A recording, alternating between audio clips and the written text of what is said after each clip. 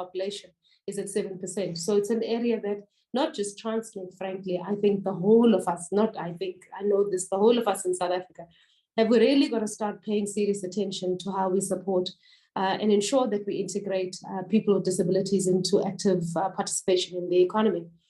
And then lastly, the expenditure on Black-owned enterprises, we spent 12.5 billion, and on EMEs, 5.14 billion.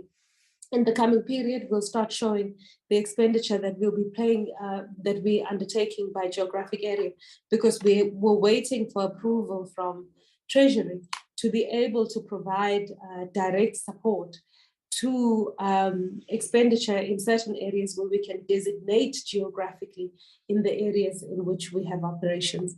Chair, I'll stop here, knowing very well that we've not done the forward-looking picture, but given the time that you have given us, and hopefully in the questions that we will be asked, we will cover some of the forward-looking items.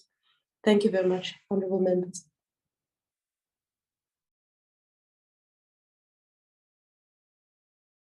Thank you, Group CEO. Thank you, honorable members. I think now we have received the presentation comprehensive as it is. I'm sorry, and I apologize if I've put a lot of pressure on the team in their presentation. I know for a fact that this presentation has attracted a lot of members, and I've seen even members that necessarily don't belong to the committee here. And everybody would love to engage. Therefore, I will give everybody an opportunity to raise question or to make its or his or her contribution. But I must say from the start that having browsed before even the presentation, I could see that we are slowly moving towards the right direction. We are slowly improving. It might not be the type of running that we will all appreciate, but the fact of the matter is that there is a lot of improvement, having listened even to this presentation. Therefore, before I ask members to be critical as they wish, but it's important to appreciate something positive. It's important to appreciate a progress, even if it's like a toy-toys progress. But progress encourages one to continue with the work. Otherwise, if there is no progress, you're always considering giving up. But the rate of the situation is that there is a lot of improvement, Honorable Minister and the chairperson of the board. And we have to start from there. Members, let me give you an opportunity to engage, starting from Dlamini. Honorable morning, colleagues and everyone. Look, let us welcome the report.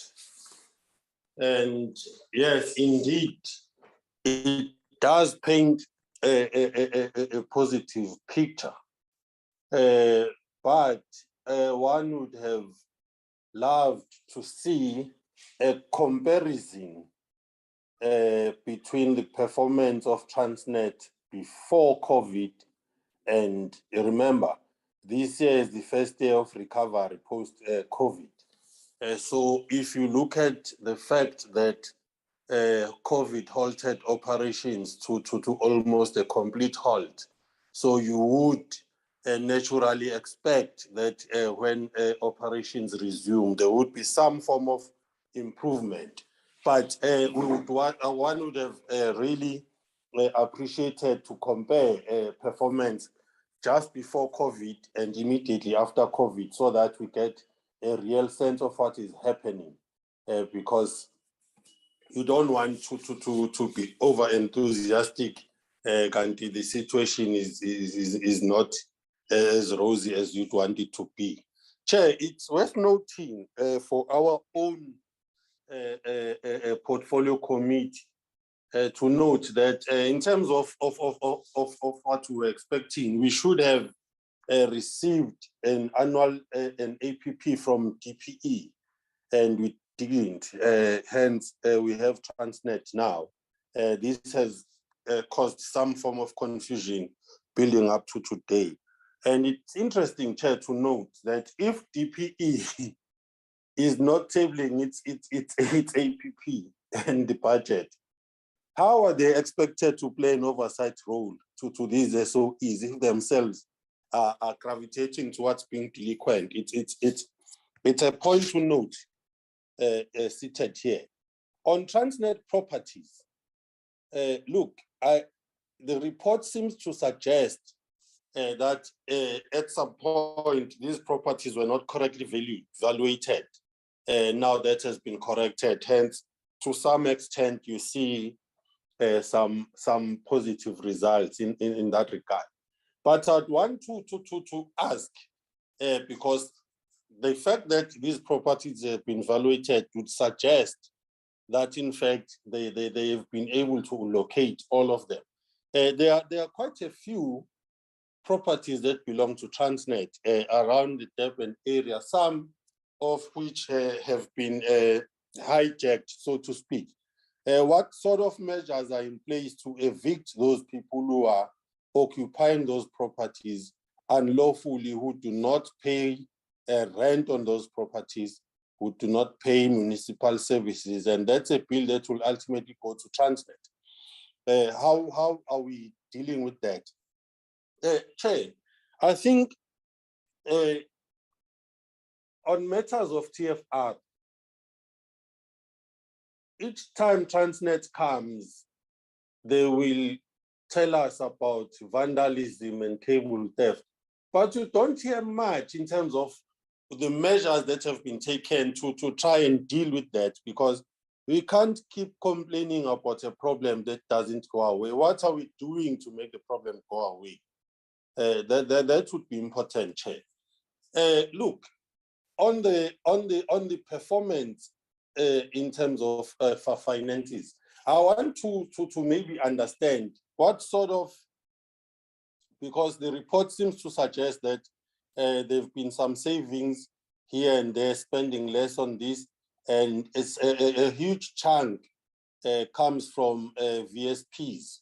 What sort of impact do these VSPs have on the skills pool that remains with Transnet? Because remember, most people who would want to take their voluntary severance package are people with years of experience who have actually accumulated some money in terms of savings working for Transnet.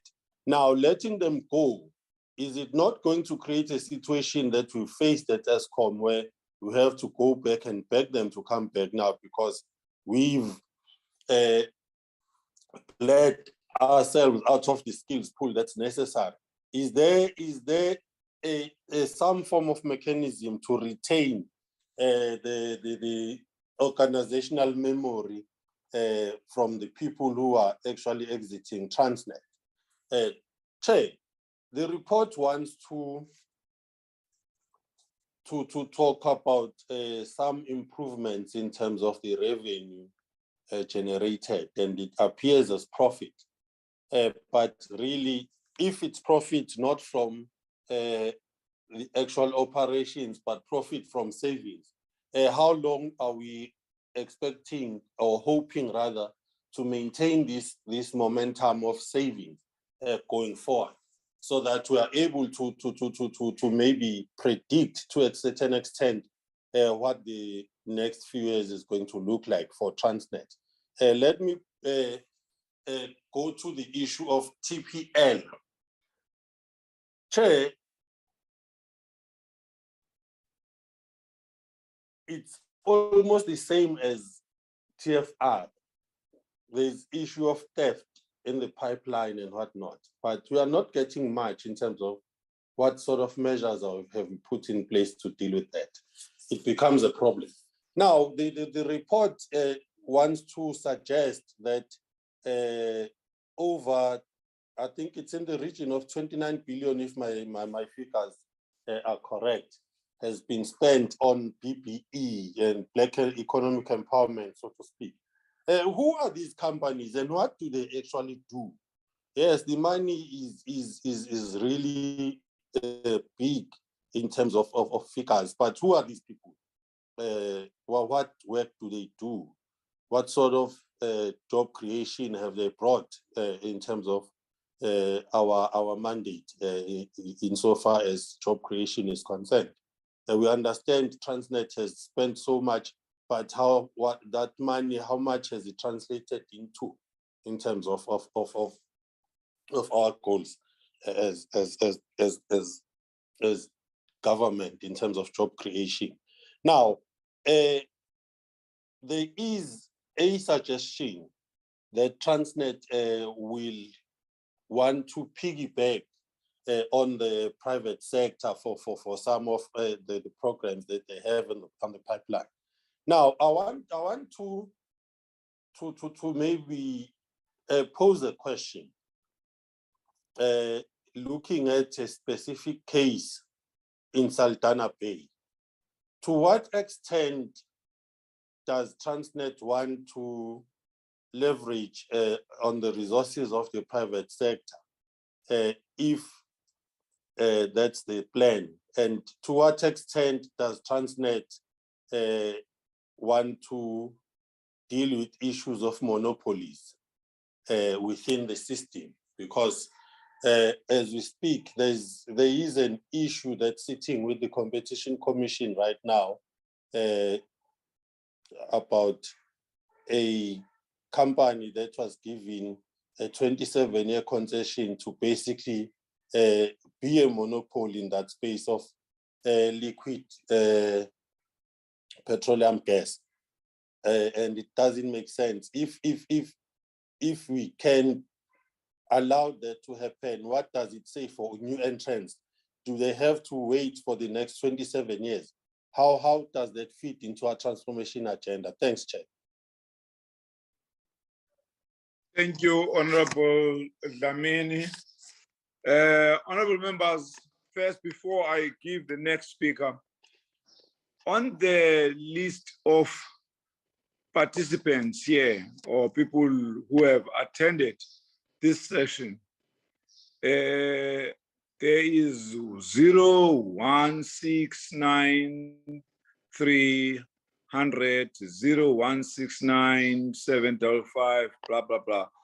All those people, there's iPad, all of those people. I know this meeting is a public meeting, supposed to be attended by whoever would like to be part of the session.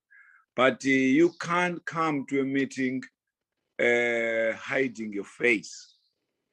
At least we must know who was part of the meeting. Therefore, while you have those identities such as 0169, we would love at least to see who are you. Therefore, I want to appeal to those members or to those people who have just to identify themselves before I take a step in relation to that. We can't have people that we don't even identify in a meeting who will come with paraklav. You are like attending a meeting with a paraklav. Okay, Honorable Kachalia. Thank you, Chair. Please forgive me for not putting on my picture because we are suffering from load shedding here.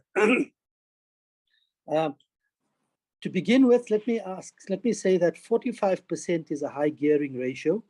I'd like to know what measures you are taking to bring this within acceptable levels, particularly given that 25% is and below is considered low risk by investors. Then, in respect of the loans from banks, what are the terms of the 1 billion repayment, and what are and when is the next crunch expected? Then how much do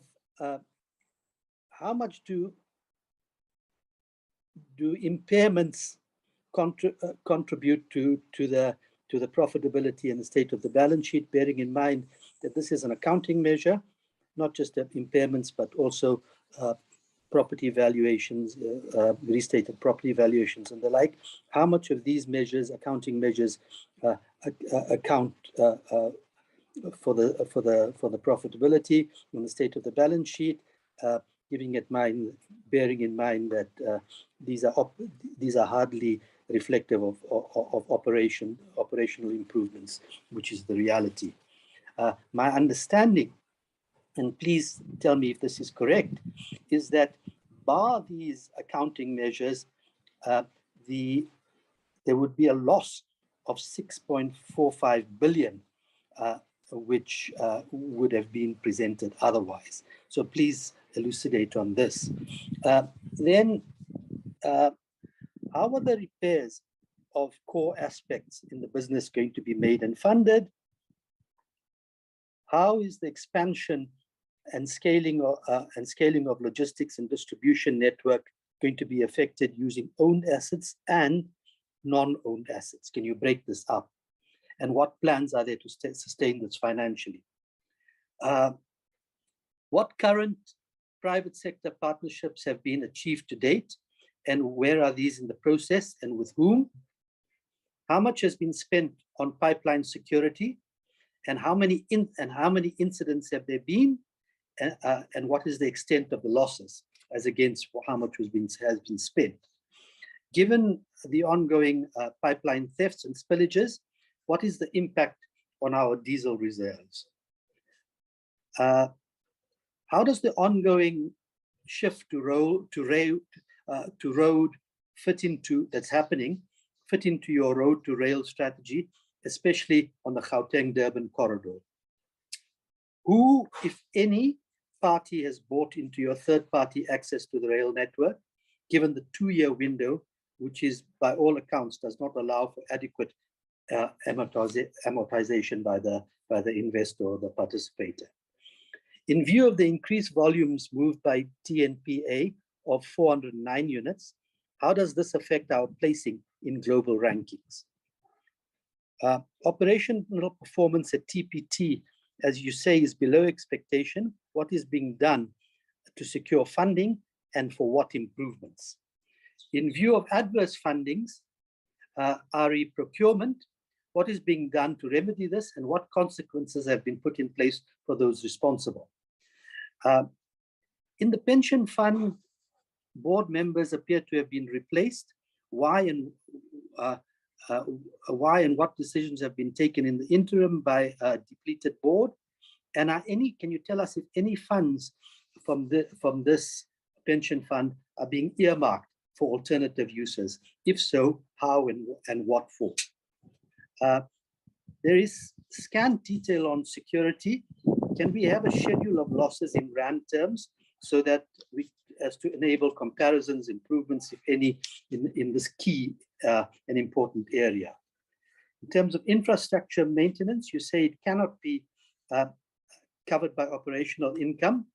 So how much is required from what you call a government-led funding? And what does this actually entail? Those are my questions. Please answer them. Thank you. Thank you, Honorable Kashalia. Now is Honorable Mawotwe.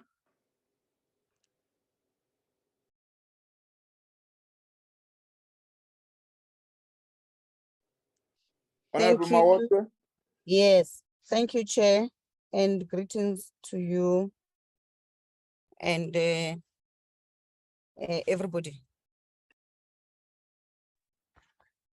Chair, your opening remarks were suggesting that Transnet has done well. So I'm going to show you that it's not true, and it will expose the hypocrisy that is contained in the financial reports. Now, My questions, hopefully when they are answered truthfully, they will actually expose what's happening at Transnet. So to the leadership of Transnet, how far is the implementation of the plans to enable third-party access to the freight rail network? And then in your financial statements, you claimed that you generated 5 billion in profit after tax. How did you make this profit? Where did the sales come from, and which commodities did you move that contributed to this profit? What rolling stock did Transnet manufacture and sell to the market? And what was the target versus what has been achieved in terms of the manufacturing of rolling stock? And which countries did you sell these products to? And how much value adjustment now in terms of the property, which is non-cash adjustment on the assets, did you declare? Why did you spend 1.6% of your training budget? What is the cause of this poor performance? And what are you going to do differently to meet the required target? In 2012, Chair, Transnet spent 3.4 billion on maintenance. And since then, Transnet has been falling short on maintenance expenditure. So how do you report 13.2 billion in fair value adjustments on property, plant and equipment on assets that are poorly maintained in the 2022 financial year? Because that declaration of the fair value adjustment is the one that ballooned and made everybody to think that you have actually made a profit when you did not. How much do you estimate today to spend on maintaining the network to return it to the 2012 condition after having spent 3.4 billion in 2012 and really close to nothing since 2012, making the network to be so dilapidated to date?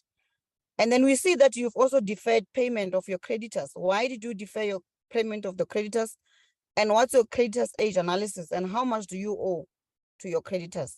If these questions are answered fairly and truthfully, Chair, you will actually realize that there's a mess at Transnet. I thank you, Chair. Thank you, Honorable Mawatwe. Honorable Kwanazi, it's your turn. Thank you, Honorable Chairperson. Allow me not to open the video. We load shed 10 to 12. Honorable Chairperson, thank you very much for the opportunity. Greetings to the Honorable Minister, Honorable members, team from Transnet, led by the Chairperson. Chairperson, I must firstly appreciate the report, the presentation, and the progress work done at Transnet. Chair, one of the mandates of Transnet is to enable economic growth. Maybe through that, Chair, if Transnet, through the board chairperson, can elaborate on that and the work done by Transnet to improve there, but also what effects has Transnet did or done to secure its how has decline in global economic growth affected the implementation of Transnet Africa strategy in talking to the economic growth. Secondly, Chair, for me, if Transnet can talk to its security plan, working with other stakeholders and departments to deal with the issues of cable theft and vandalism. And to that extent, what is Transnet doing to secure its railway network, which has been affected by vandalism and theft?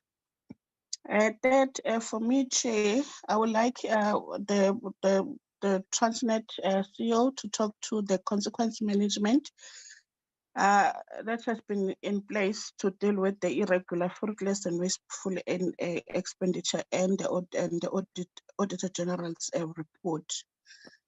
And if the board has plans to address the challenges faced by operating division during this financial year. Chair, Honorable Lamin has covered most of that ground for me, especially the before and the after COVID comparison. I think that can also assist the committee to understand the progress made. Fifthly, Chair, for me, as regard the performance against the shareholders' compact, Transnet only achieved 17 out of 44. It's according to the report, the target. And I would like to understand the DPE plan to hold the board to account so far, and the plan of the DPE as part of their oversight to work or to assist Transnet as part of the oversight mandate. Lastly, Chair, Transnet net profit cost to the cost savings measures, including voluntary payouts. As the result, there was a reduced employee head counts. And Chair, I would love that to be. I'm sorry about that, Chair. I'm still recovering from a terrible flu, and my voice is still recovering. And how this employee reduction will assist Transnet to maintain its competitive advantage. And sitting here, how this reduction in employees talks to the issue of the mandate of, especially of the SOEs and the Transnet to talk to the issue of employment and skills development. Thank you, Chair, for now. Thank you so much. Thank you, Honorable Kwanazi. Speedily recover. I know you have been having flu. Honorable Isaac.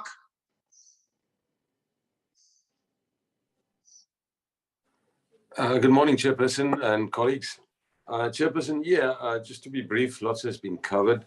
I'd just like to check, there's a mention been made of the extension in terms of the duration of the debt portfolio. Now, what I'd like to find out is that has an assessment been done on this extension on the debt portfolio, and what is the impact then going to be eventually on the balance sheet? Then I'd also like to just find out to what extent is the spend on external consultants within Transnet currently, because I haven't heard anything in detail on that. Thanks, Chairperson. Thank you, Honorable Isaac. Honorable Buthelezi. Though I haven't seen that name, but I felt it's important, maybe it's one of those who come in disguising with numbers. Honorable Buthelezi is not there. Honorable Piri.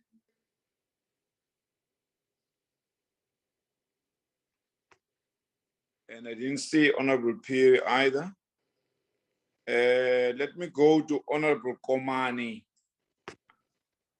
Thank you very much. Thank you very much, Chair, and good morning, honorable members and other members of the Transnet and the Ministry.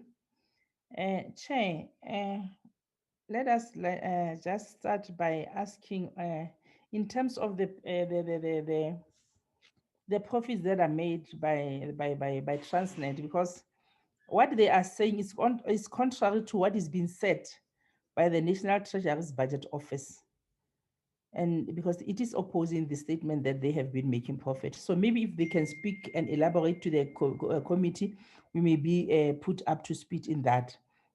And then, Chair, I want to also echo the sentiments to say we need to know what were the terms and conditions of the repayment of the 1 billion that was that is due to be paid by Transnet. Chair, again, one would then ask Uguti, what is the Transnet doing, or what measures are being put in place to control the spillage of the diesel in Transnet? Because they keep on telling us of the challenges of the spillage, but there's no control systems put into place that they have indicated to us. Chair, in terms of the training budget as well, little has been done to meet the target. And we have got such, we are in a country of less skills. particularly towards Transnet. Why could they not meet the target?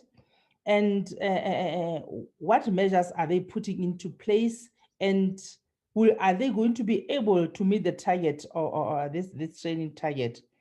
And then another point, Chair, is that I think I echo the sentiment of the latter speakers to say we cannot only celebrate the performance after the COVID. We should also measure it and compare it between the before and the after. Then we can if there is anything to celebrate, by the way, we can celebrate. But for now, we are not in a position to can say anything. But we need to be put up to speed as to what was the what performance was there before COVID and what is it that is now. And Chair,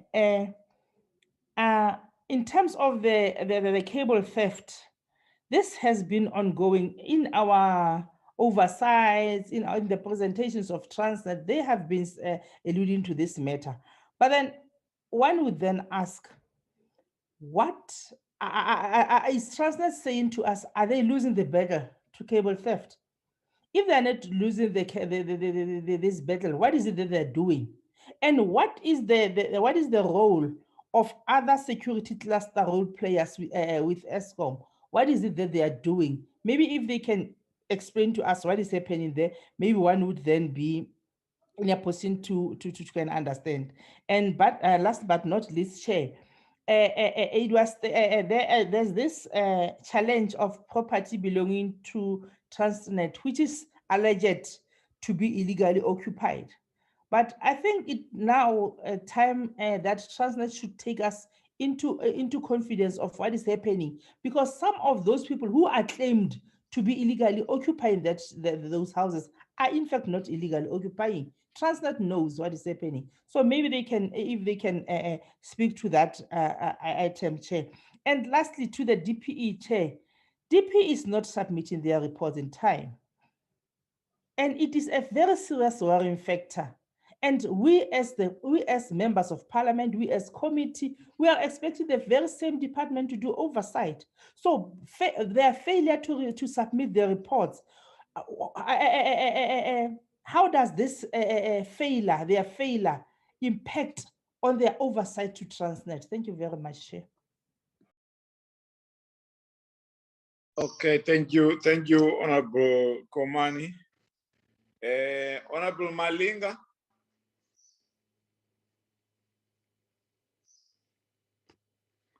Malinga, I thought you were here.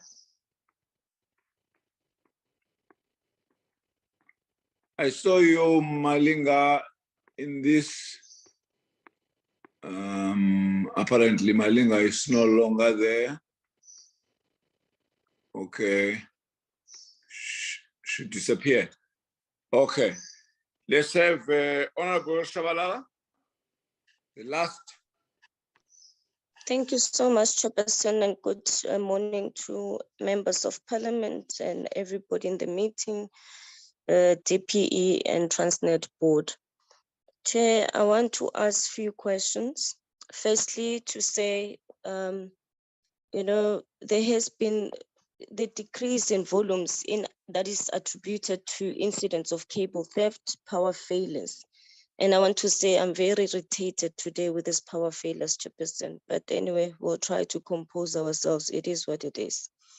So this, decrease in volumes, that is attributed to incidents of cable theft, power failures, vandalism, derailments, and defective railway lines, to name but a few.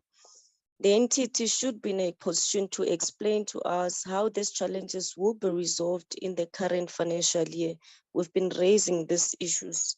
Can we just get perhaps a better written strategy properly that tells us how you're going to deal with these matters?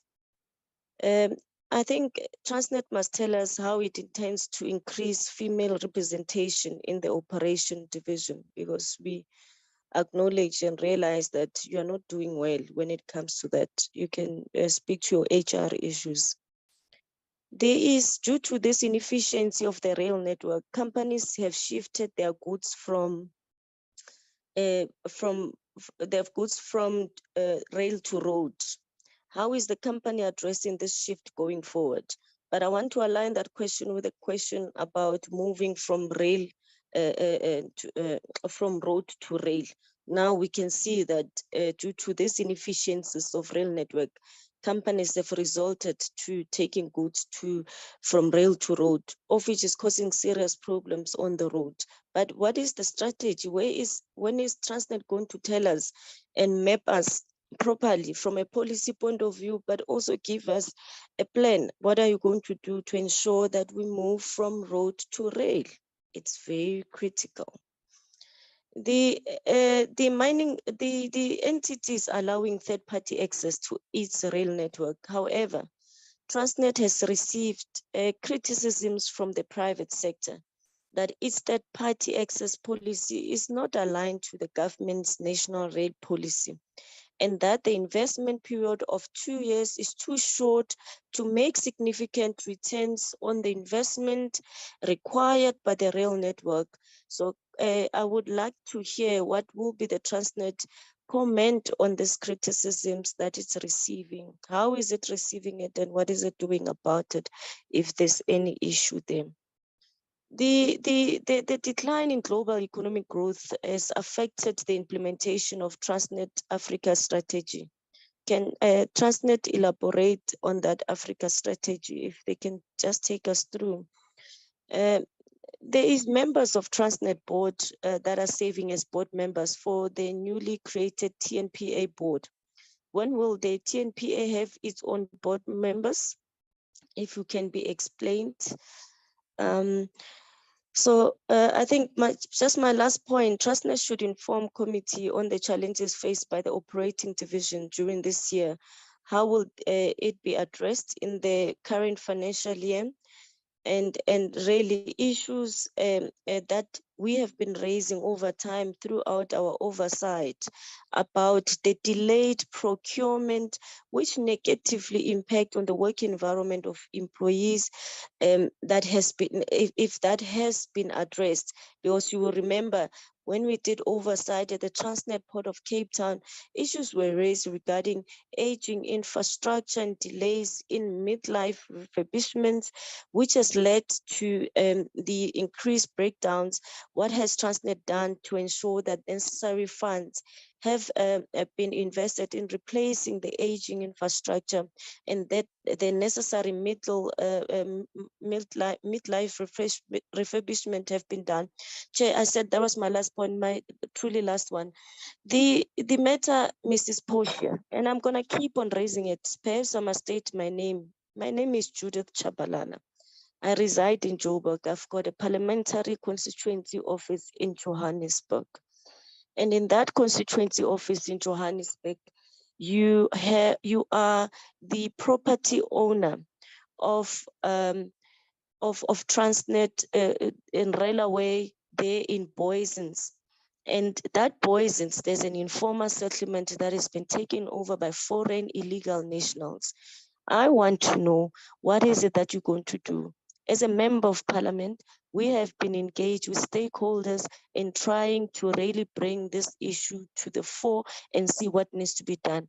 Every time we call Transnet, we call PRASA. Transnet is the one that keeps on changing officials that comes to that meeting. Every time a new official has to start afresh, not knowing what are the issues there. So I really implore you to really tell us, this is your property, they're being vandalized. Beside that, you are the landlord. PRASA has procured, rather has leased from you. You have a responsibility towards that infrastructure. So really need you to come and speak to the issue of Transnet. If needs be, please send your highly people that can be able to give me answers on this issue of Boysens informal settlement, or rather that property that you own. Thank you so much, Chairperson. Thank you, Honorable Shabalala. Honorable members, let me apologize. I almost forgotten one of the members of this portfolio committee. As to why, I don't know. Honorable Kumete, I'm sorry, my brother. Chair, good morning to everyone, especially to you, Chair.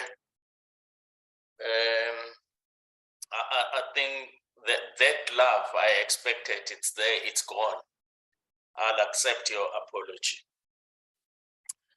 Chair, let me start by saying that we, in fact, all of us do congratulate the Transnet, in fact, for the achievement that they've achieved in terms of the unqualified audit findings. Chair, may I once again say, Transnet, ESCOM, as well as DINEM, I want that to go very much deep in their minds. If we may talk that it remains indelible, let it do so, so that they understand this. You know, these three entities, my view, my understanding, my perception is that in fact they are the pillars of the enterprises, the DPE. I think if we can get those three to improve, obviously the image of the department will in fact change. I'm so appealing that at least now Transnet is shifting, it's going towards a positive goal. I'm expecting that perhaps the next year or this current year, DINEL may give us something positive. I know ESCOM, difficult as it may be, some of the information that we've all shared, it looks promising, but at times it is the implementation that talks. You may have strategies, you may have good plans, but if you don't implement, and these things will always give you a negative kind of the outcome. So that's what, Chair, firstly, I wanted to say, to make comment on. Chair, the second thing that I want to comment on is that the highlights of audit is in the unpacking of all these irregular expenditure, the losses, and all those things. You know, it's been unfortunate, you know, unfortunately, I haven't got that much of accounting understanding. Is that, in fact, when the exemptions were given to the entity, though in terms of the irregular and all those expenditures, I want to believe, Chair, that that's the deferment of an accurate findings, my understanding. Not unless I'm corrected. You know, it's a similar thing like, which perhaps next time I would like to be educated on it, the EBITDA. That in fact, I want to believe that it's robbing us as well in terms of the profits, the revenue, because all those things are happening before the deductions of taxes and whatever. And you show a very good figure, whereas all these deductions are done, then it cuts the profits that would have been shown to us. As much as I'm not sure whether Miss Nkululeko Dlamini has talked about it, but I would like to be given a very clear understanding that, in fact, how does it work? Are we not deferring the accuracy of perhaps the findings? Chair, the other one that worries me is the consequence management. It looks as if within the entity, it's very weak, and the management looks very much unwilling to discipline members. I'm worried. What's causing that? What's the reason that we have management not very much willing to discipline? You know, it takes me to a point where the cleanup, it's in fact very much critical, and it is necessary at this stage, especially when Transnet is busy building up, cleansing itself, trying to achieve the accolades that they've moved from the disclaimers, they've moved from the qualified, they are now on unqualified. They eventually want to go to a very clean audit where they will be very minimal, because we cannot have a situation where everything is just clean. But if we do that, just look at, don't we have the remnants of the state capture? You know, when you read the reports, it does tell you that there are other things that happen. There are things that are happening that ought not to have happened. And they are very clear that kunesandla semfene at times. So those are all things that you need, in fact, to scrutinize, look at it. And if there are things that you suspect and they are untoward, please do deal with such elements in a sense. I appreciate the strategy, that is growth and renewal strategy. The only fear and concern is that it talks more of the involvement of the private sector. I'm not sure whether the work that may be identified, it may be too complicated. The worry that I have is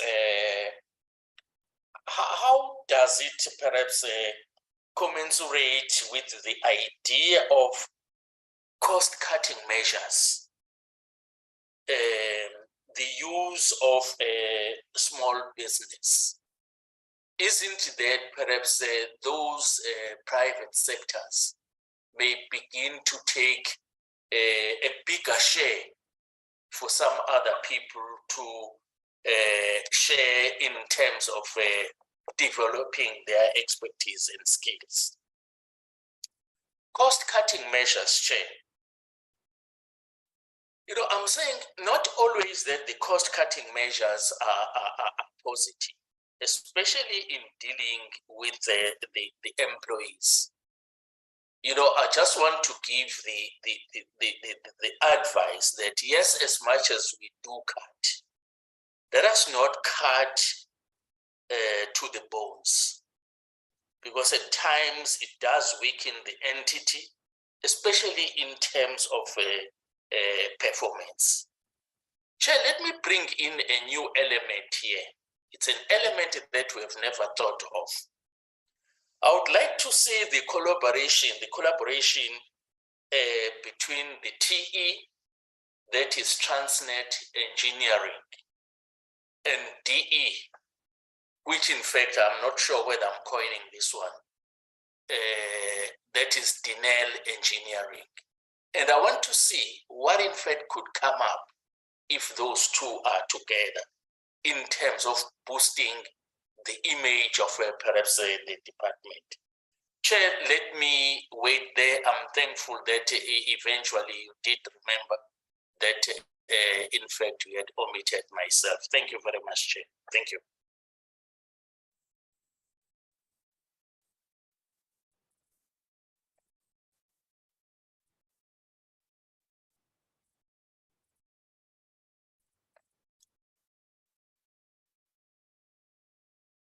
Oh, sorry, I was speaking without unmuting.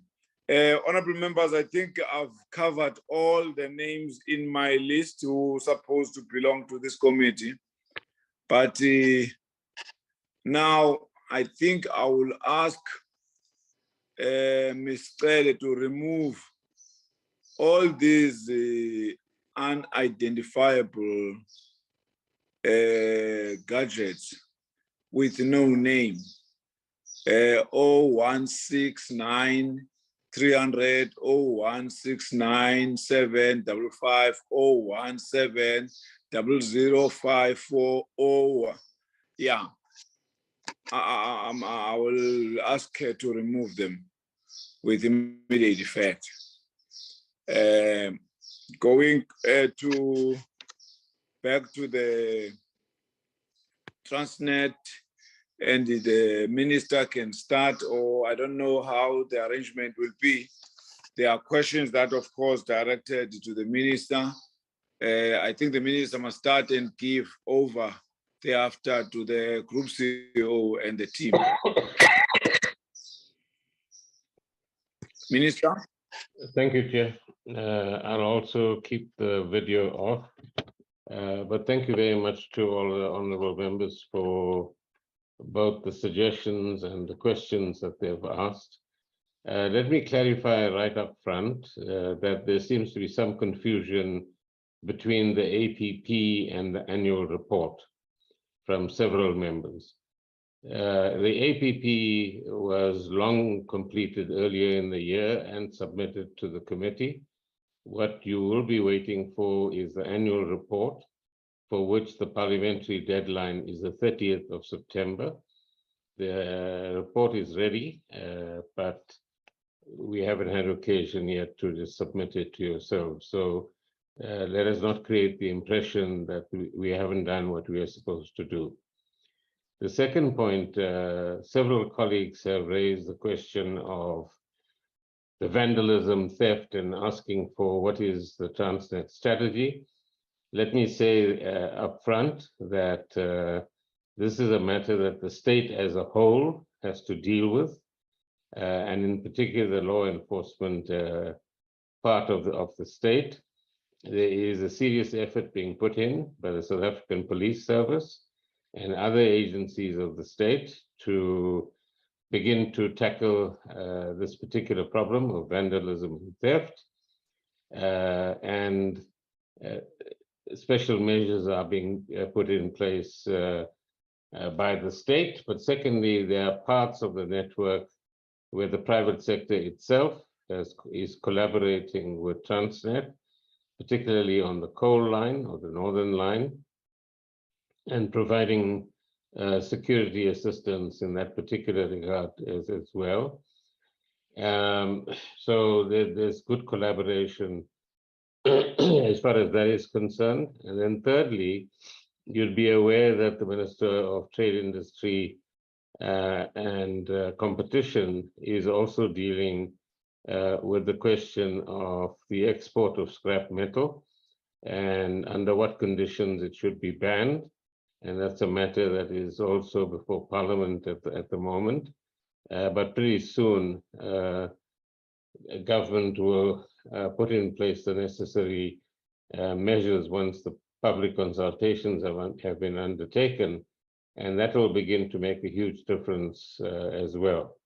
So what I think is important, if I may make the suggestion to this committee, is that it should join hands with other committees in Parliament and support the idea of a ban on export of copper and other metals under certain conditions, and also new measures that the DTIC will be suggesting in terms of their strategy that has been developed on the scrap metal side.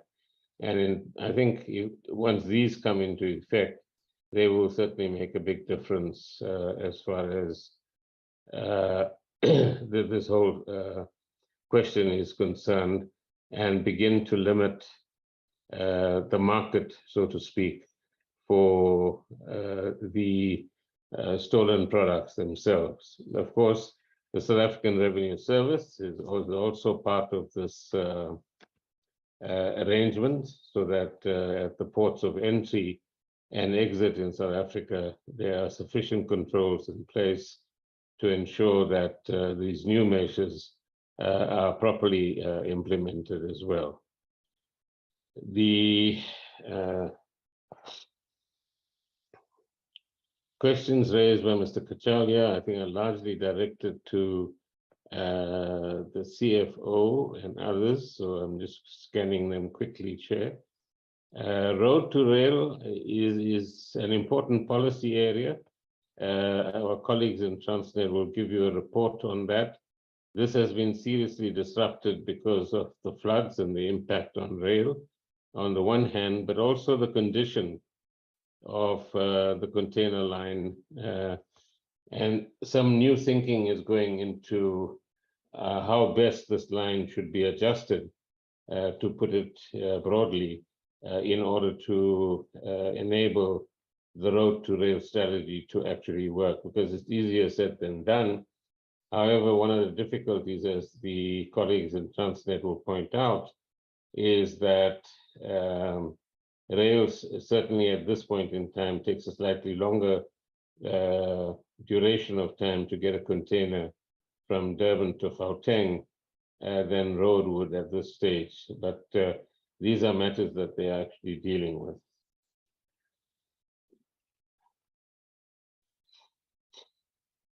Then, as far as Honorable Mahartwe is concerned, it's a pity that she always starts on a negative note, but there's very transparent explanations, and it was part of the earlier presentation as to how the 5 billion rand profit was arrived at, but the colleagues of Transnet can put up that slide again for her benefit. And several colleagues have raised the question of third-party access and the 2-year limitation. There's benchmarking being done in this particular regard, but I've encouraged Transnet to engage in negotiations so that they can find some understanding between themselves and others who are interested.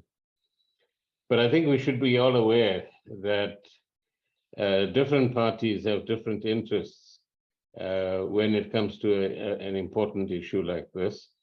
Some would like a complete free-for-all and would want to have no limitations whatsoever and have their own way. And others will approach this in a different kind of way. So let's be aware that different interests have to be ultimately balanced out in this particular regard. On the property valuation question, which again was raised by several colleagues, our Transnet colleagues will give some attention to that as well as we go forward. I want to categorically contest that there is a mess at Transnet.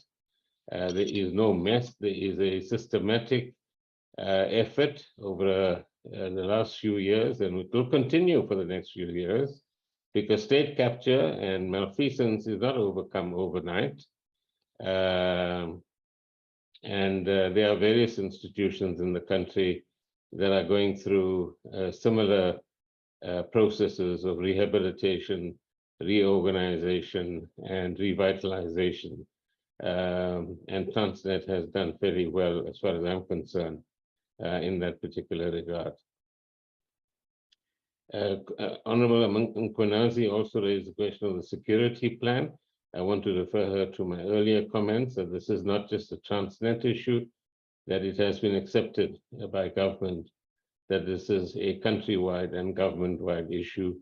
And we would certainly agree that a lot more assertive work needs to be done by the law enforcement agencies in order not just to catch the ordinary guy or person who steals a couple of meters of cable, but the actual people who are running the syndicates. And all of us should join in our voice and in our actions against the real orchestrators of infrastructure theft and damage, which is holding up the performance of many of our institutions, both within DPE and outside of DPE as well. We continue, excuse me, to hold the board to account in terms of the performance in line with the compact, and we'll present a report on that in due course. Honorable Pamani, I'm not aware of any commentary from National Treasury in relation to the contestation around profit. But Chair, if you can provide us with some material which indicates that's the case, then we'll set up the right dialogue with Treasury to clear that up. The question of the report, or I've clarified the difference between the APP and the annual report, where there's still many days in September left, but we'll do this sooner rather than later. And Honorable Chavalala, the power failures irritate all of us. And as we've explained, there's no easy answers, I'm afraid, at the moment, except that Eskom generation must certainly do much better at ensuring, excuse me, that the kind of mishaps that they had at Kuburg in the last few days are mishaps that should be avoided. So I'll certainly join you on that. Similarly, you raised the issue of cables and how we're dealing with that, and I've answered that earlier on as well. I've also responded to the road to rail strategy. The strategy is fine, and as you correctly point out, the execution is something that needs a lot more attention. And we would share in the concern that the N3 is becoming clogged with trucks carrying containers amongst other commodities, and there's some urgency in dealing with this matter.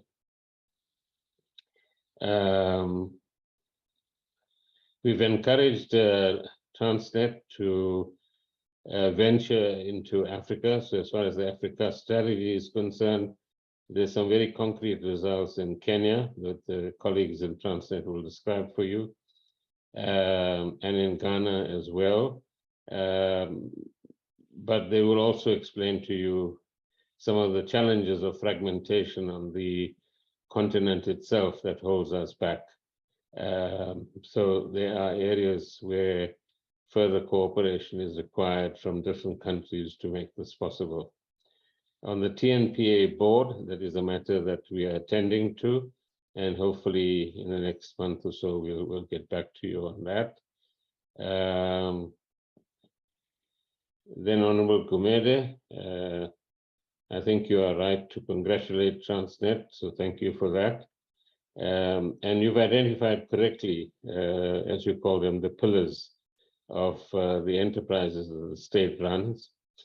And we're very mindful of the urgency with which we need to get these entities to operate in the right way, as you are correct as well.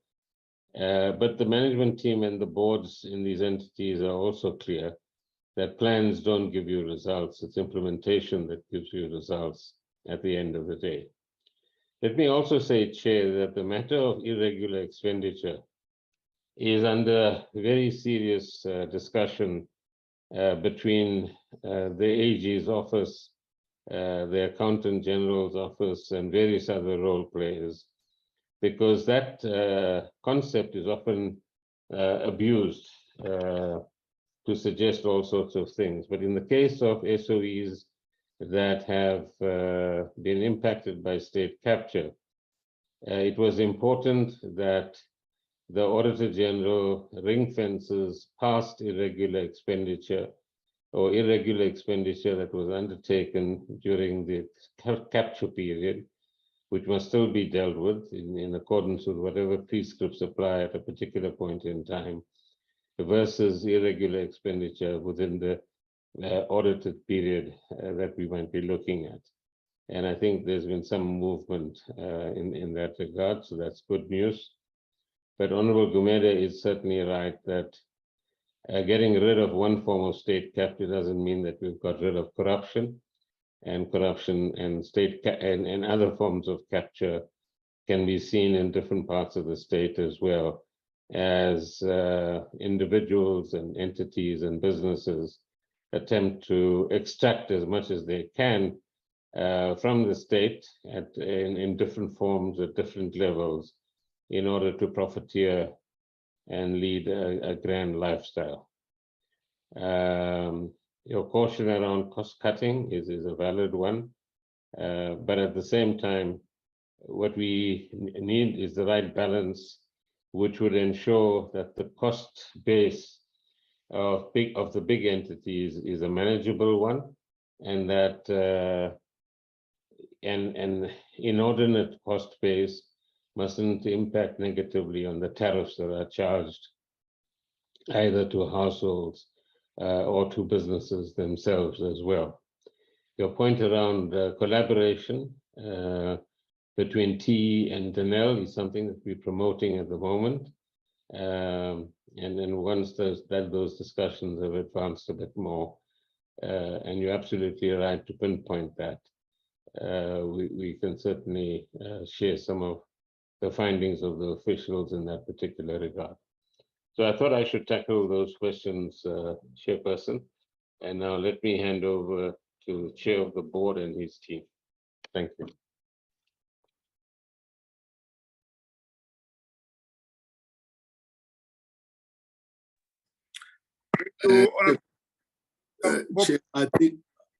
Chair, I think we should return to Nonkululeko and Portia and Andrew Shaw, Dr. Andrew Shaw, to deal with some of the factual issues which were indicated in the questions that were raised by the honorable members.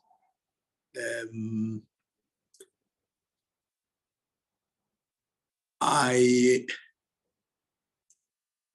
think let's leave it at that so that we attempt to deal quickly with the issues. I may just briefly deal with consequence management issues. I don't know if Sandra is with us here, Portia. If she is, she can deal on a factual basis with what we have done with regard to consequence management, either relating to state capture issues, disciplinary matters within the organization, recovery of the monies which were lost by the organization as a consequence of all of that. She might want on a factual basis to make reference to that because I don't have documents here in front of me where I am.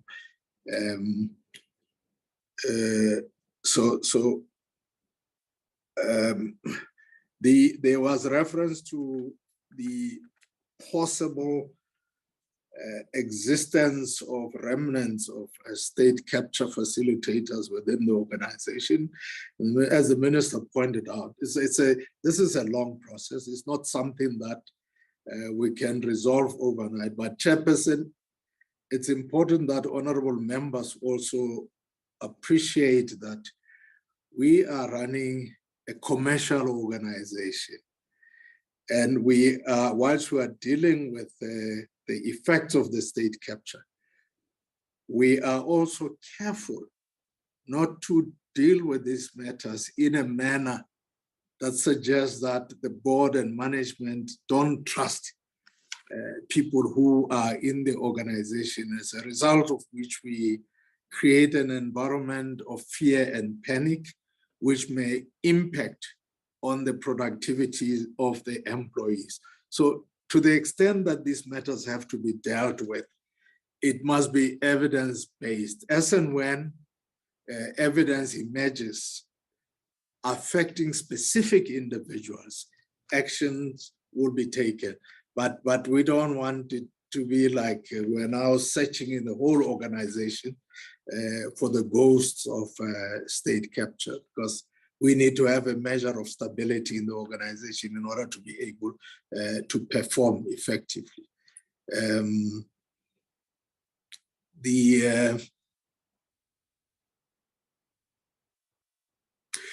There's an issue raised about gender equity. I think we can refer back to the documents of Transnet, but I think Transnet is one of the leading organizations in promoting gender equity.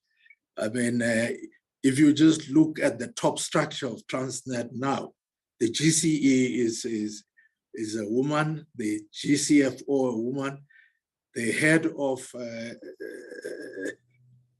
Transnet Business Development is a woman. So we've got a whole lot of them in our structures, but we can go to the statistics. And even the statistics as at management, top management level, I think it shows a 44% achievement. And at other layers broadly, it indicates 47% achievement. I think if you take that and compare it to where Transnet was 3-4 years ago, you would realize that there is an extensive achievement in this connection. So, so I think it is important that even as we were hard on Transnet, we also give recognition to some of the achievements that have been established. Chairperson, I think we should then return to management, the executive team, to deal specifically with some of the factual issues that have been raised in this regard. Well, in the questions raised by honorable members.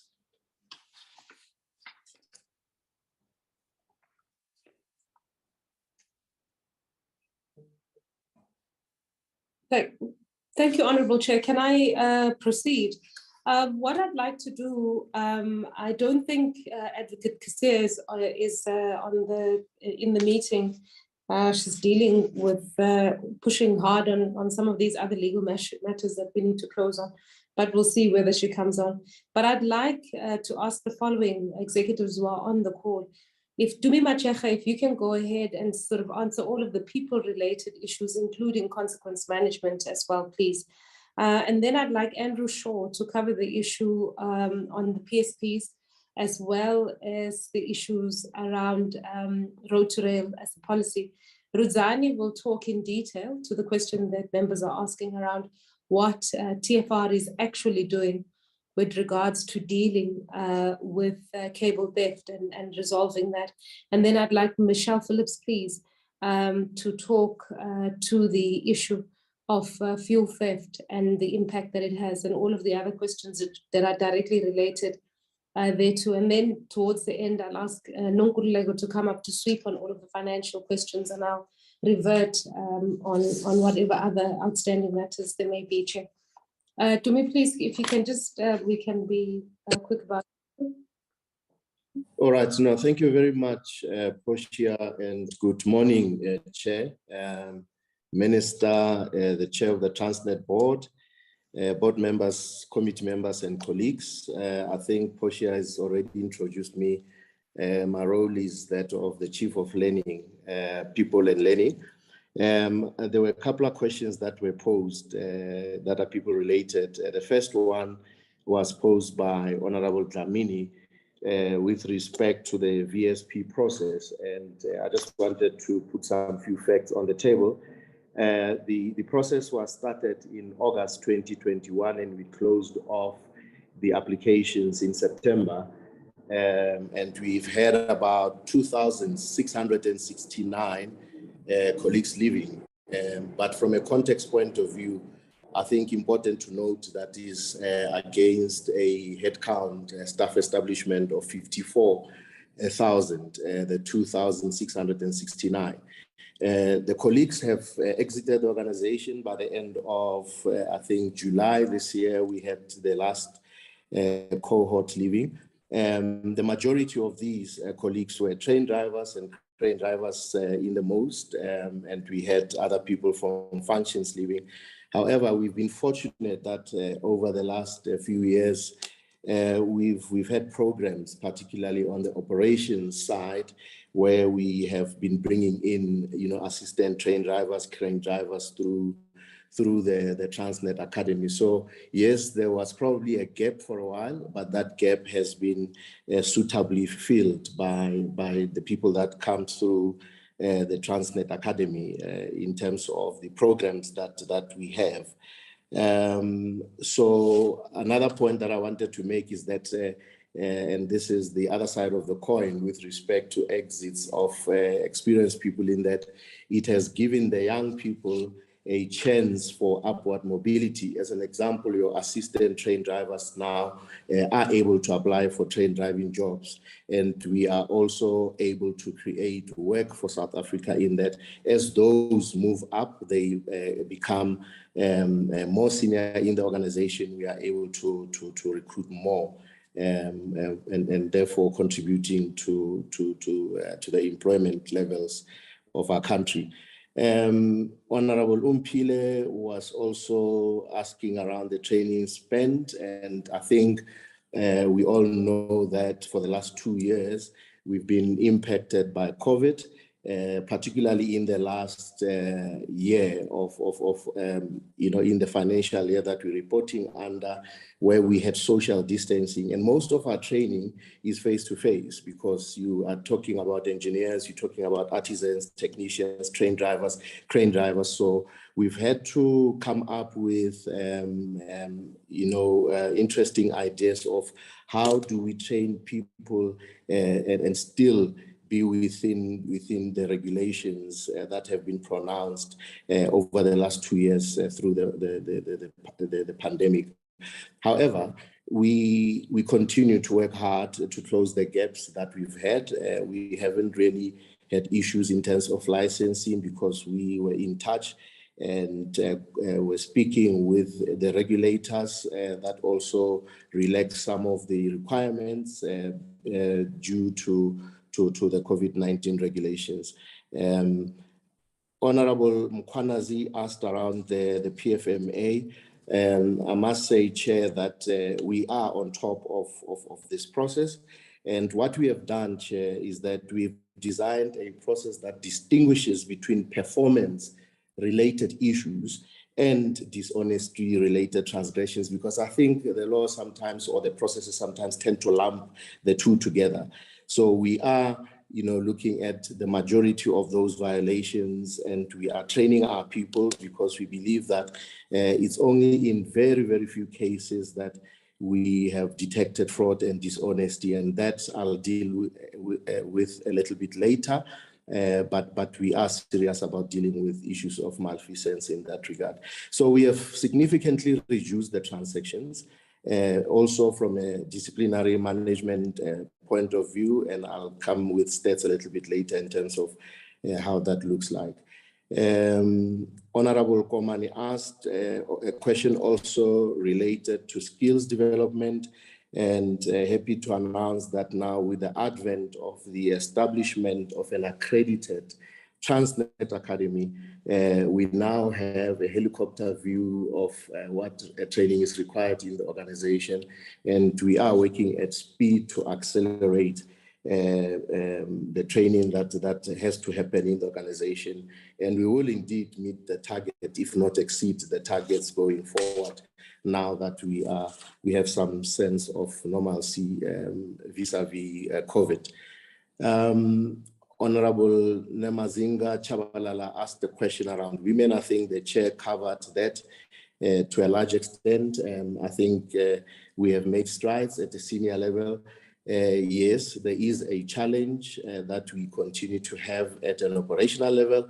And as a result, we've got programs that are focused on creating a solid benchmark there. And we have programs like logistics, women in operations, young leaders program, supervisory development program. And this sees thousands and thousands of our employees going through that.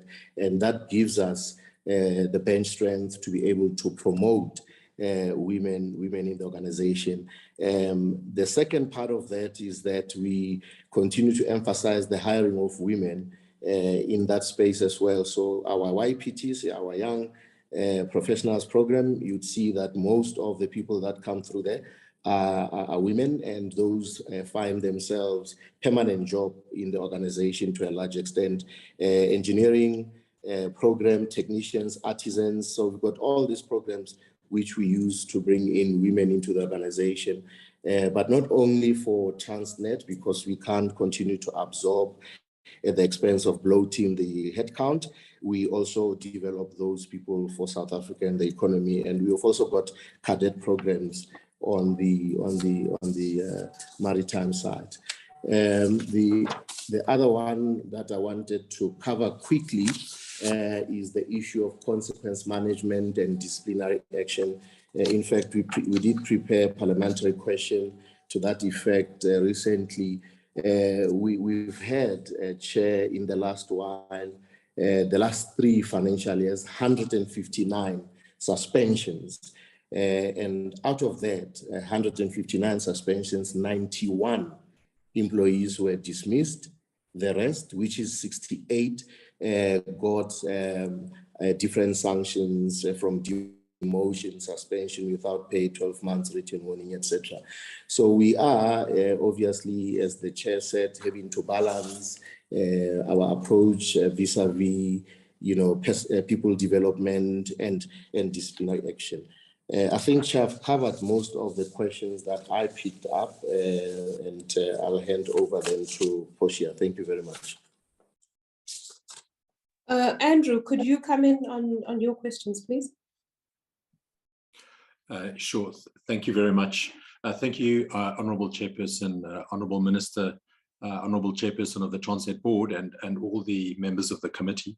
I'm going to talk very briefly to where we stand in respect to the strategy, and particularly the PSP transactions that we've initiated across Transnet.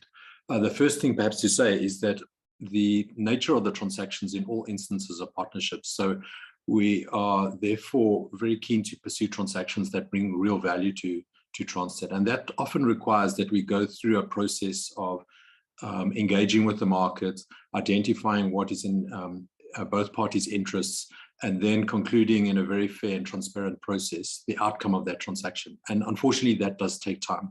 So from the perspective of could we move these faster, we're moving them as fast as we can within the constraints of our governance process. They fit within our market segment facing strategy. So the focus is on automotives, containers, coal, iron ore, manganese, chrome and magnetite, energy, which includes gas, and agriculture. Just to give you a sense of some of the big ones and the key ones, we have a number of transactions in the container market. We see the container area as, and this fits into the road to rail strategy, we see containers as an area where we would like to work much more closely with the private sector. Very often, in fact, in almost all cases, the private sector, through the shipping lines, through the logistics service providers, they own the freight in transit, and it's often moved within a container. We would like to partner with this community in such a way that they have a real benefit to their own supply chains of bringing us some of this freight onto the rail network, into some of our hubs, through some of our ports. So in respect of the PSPs, there's 2 key port-related container PSPs. The first is the Durban Container Terminal DCT Pier 2, and the second is Coco Container Terminal. In both instances, we are very far progressed. We've gone through an RFI process. We have a shortlisted bidder list, and we are now progressing as rapidly as we can the RFP process to close that out within the next few months. On that, in the same segment, which is containers, we have third-party access on 3 key corridors. The first is Gauteng to Durban, the second is Gauteng to East London, and the third Gauteng to Kubatha. In all instances, we have received a number of interested submissions from the private sector, a significant number. So there is definite interest. Yes, there are questions, and one has to be clear that given the status of our network, we can't always offer the reliability that we would like. And secondly, to say is that we managed the 2-year rule on the basis of what was done internationally. We may or may not have to review some of those elements to bring some of the parties onto the network, but we see a real opportunity to bring a lot of freight back to rail by involving third-party providers. So we see this as a key part of our strategy, and we align completely with the white paper on rail reform. In fact, we've seconded 4 people from Transnet into the Department of Transport to help manage the process of developing an integrated rail plan. So we're very committed to this process. The second area of our key transaction is in manganese, the 16 million ton per annum export facility at the Port of Toka. This is progressing well. A key player from our side is Transnet Port Terminals, and we wish to engage with pre-qualified bidders. The EIA process is approved. So we again feel that we're moving as rapidly as we can on this transaction. Natural gas is through TNPA at the Port of Richards Bay. Again, RFPs have been issued. We wish to progress this also rapidly. Boegoebaai, which is a Northern Cape port, most of you probably be aware, on the West Coast. The focus here is to try and talk to its location and integrating it into the Transnet network. An RFP has been issued to the market. We await responses from the market, and we've already had some interest in terms of how we can develop this port as an integral part of developing the Northern Cape. In respect of iron ore, we have the sale of wagons, considerable number of wagons within the iron ore corridor, which is from Sishen to Saldanha. We think that we can use this as a way of generating significant returns to Transnet, which we can then invest elsewhere. We also have, again, significant interest, particularly from the mining community. So we hope to be able to close that off quite rapidly. I think I've covered the main ones. There are a number of smaller transactions that we can talk to in detail, but those are the ones that I think will be of real interest to the committee. So thank you very much. If I can hand back to you, Portia. Chair, may I please ask for Ruzani to explain the security issues, and Ruzani, hopefully you have the exact details of the dates on when we're allowing third-party access. Thank you. All right, thank you, Portia, and good afternoon to the chair and everyone. I'm just going to deal with the issue of security, and I think I just want to start by echoing the sentiment from the minister that this is a big issue that nationally we need to deal with it. I think just to give number of the figures. So there's a couple of our own corridors that have been hit hard by the issue of cable theft. Right at the top of the list is the container corridor at 44%. So 44% of the incidents that are happening in the country are happening on the container corridor. There's the corridor that starts from Durban all the way to Johannesburg. This is basically the very strategic line that we have that carries or connects the two big economies, which is Gauteng and Durban. So 44% are happening there, and then followed by the North Corridor, which is the corridor is 30%, which is the corridor that is coming from Lephalale all the way to Richards Bay. This carries our coal. This is our biggest contributor to our numbers as Transnet. So 30% of incidents are happening there. And most importantly, third in line is then the Central Corridor, which is the central-most part of Johannesburg, which really plays an important role in terms of connecting all the other corridors. So I just thought, let me just paint that picture in terms of how severe these issues are. So in terms of what we are doing, there are a couple of issues, and you will see that some of them involve other parties as well, nationally. So the first one is we've realized that the way in which we contract, especially our service providers on security, has not been what it should be. So what I mean is that you'll find that we'll have a service provider and to guard, i.e. our line, and you find that still the cables get stolen. There hasn't been, the way we contracted it, we did not include in it issues of penalties or issues of incentives if we find that the service provider does do well. So what we have done now, there's something that we call outcome-based security. What it seeks to achieve is that we are in the business of running trains. So if a line we need to run 10 trains, as an example, if we run 10 trains without any disturbance from security, we then are able to even incentivize, the service provider in terms of the fact that we manage to run the 10 trains that we need to run. But anything that disturbs us running the 10 trains, we then have to impose penalties on the service providers. And we then make it the business of the service provider to bring anything that they need is necessary, or to collaborate whoever that they need is necessary to make sure that our lines are protected. So that is the one key thing that we're doing to really change our contracting with the different service providers. The second part as well is that STFR, we've recently established an essential infrastructure task team unit, which is in all provinces where we are part of, which is started by the commissioner. So this is a task team that deals with all essential infrastructure. I think you would have heard the GCE talking about the collaboration with other parties like Eskom and Telkom and all of those. So that is that task team that we are part of.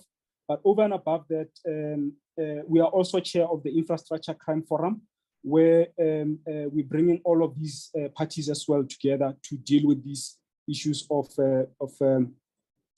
crime as well. There's a close collaboration that we're doing with SAPS that is also helping in this matter as well. But third to it is that we've also, our customers have come in as well to really come and help us with some of the security related issues. For example, we have customers on the Kulan and other corridors as well, where they've given 89 additional task team and 35 drones, where we're using technology to really deal with this particular issue. And I must say that we have seen a drastic drop in the incidents. However, what the GCE has said is that we are seeing, despite that, being hit in very critical areas, where as much as you do see a drop in the number of incidents, but the fact that you are hit in critical areas, you are still seeing that we are, there seem to be an organized element in people specifically hitting us in areas where they know that it will hurt us the most. So those are the things that we are currently dealing with. But also over and above that is that internally as well, it's not only the issue of cable theft that has hit us hard, it's even the vandalism of our locomotives. So there as well, there's a concerted effort where we are coming up with new technology to strengthen, some of the casing that covers the batteries, even the traction motors where cables are stolen. But over and above that, we also are making accessibility to our service roads. So service roads are the roads that runs next to the railway line, where it makes it quicker to respond to incidents. So we've realized that our roads were not in a good state. So the easily accessibility of the roads will make sure that even the patrolling of the lines becomes much more efficient.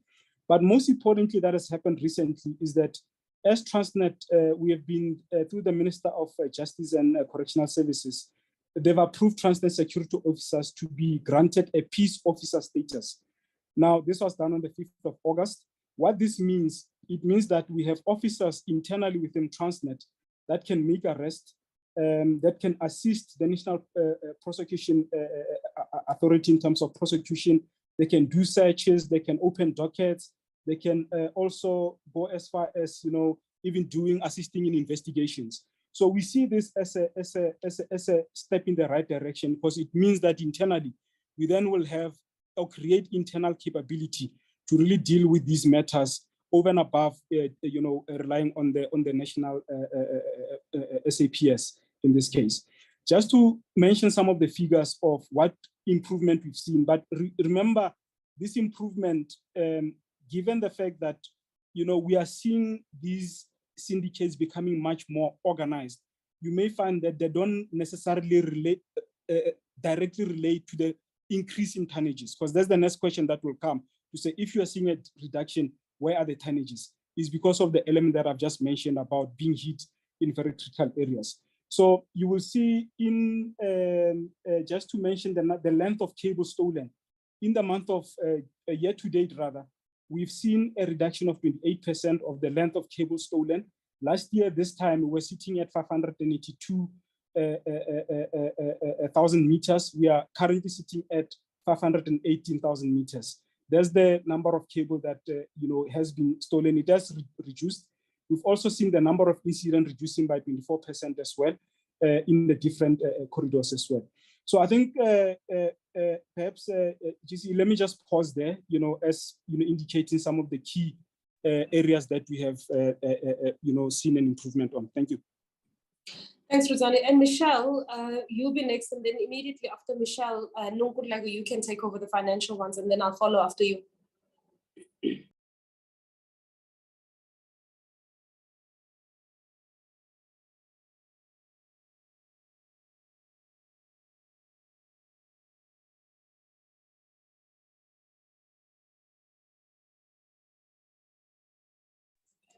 Nonkululeko, you go ahead.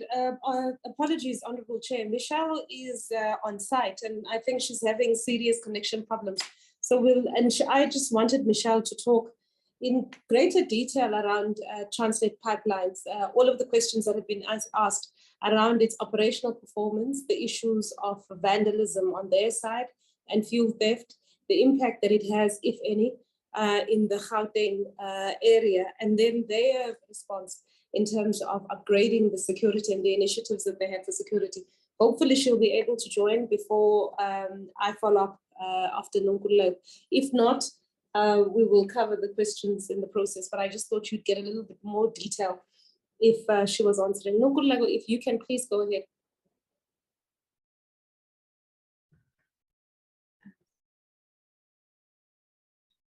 Thank you, Portia. Honorable members, Honorable Chair, I will just go through the questions as not in a particular order.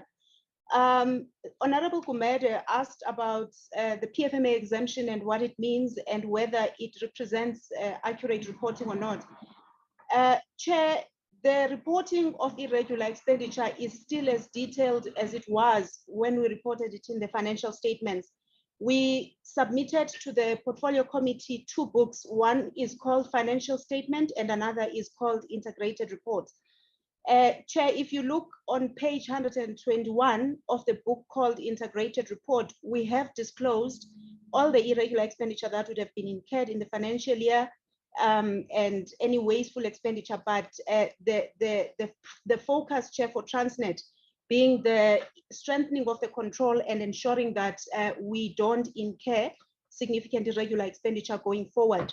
It does not represent, Chair, inaccurate reporting because the financial statements and the value that would have been received in relation to whatever expenditure we incurred would have been looked at by the auditors, and there would have been confirmation that the disclosure we made in the financial statement is correct and accurate.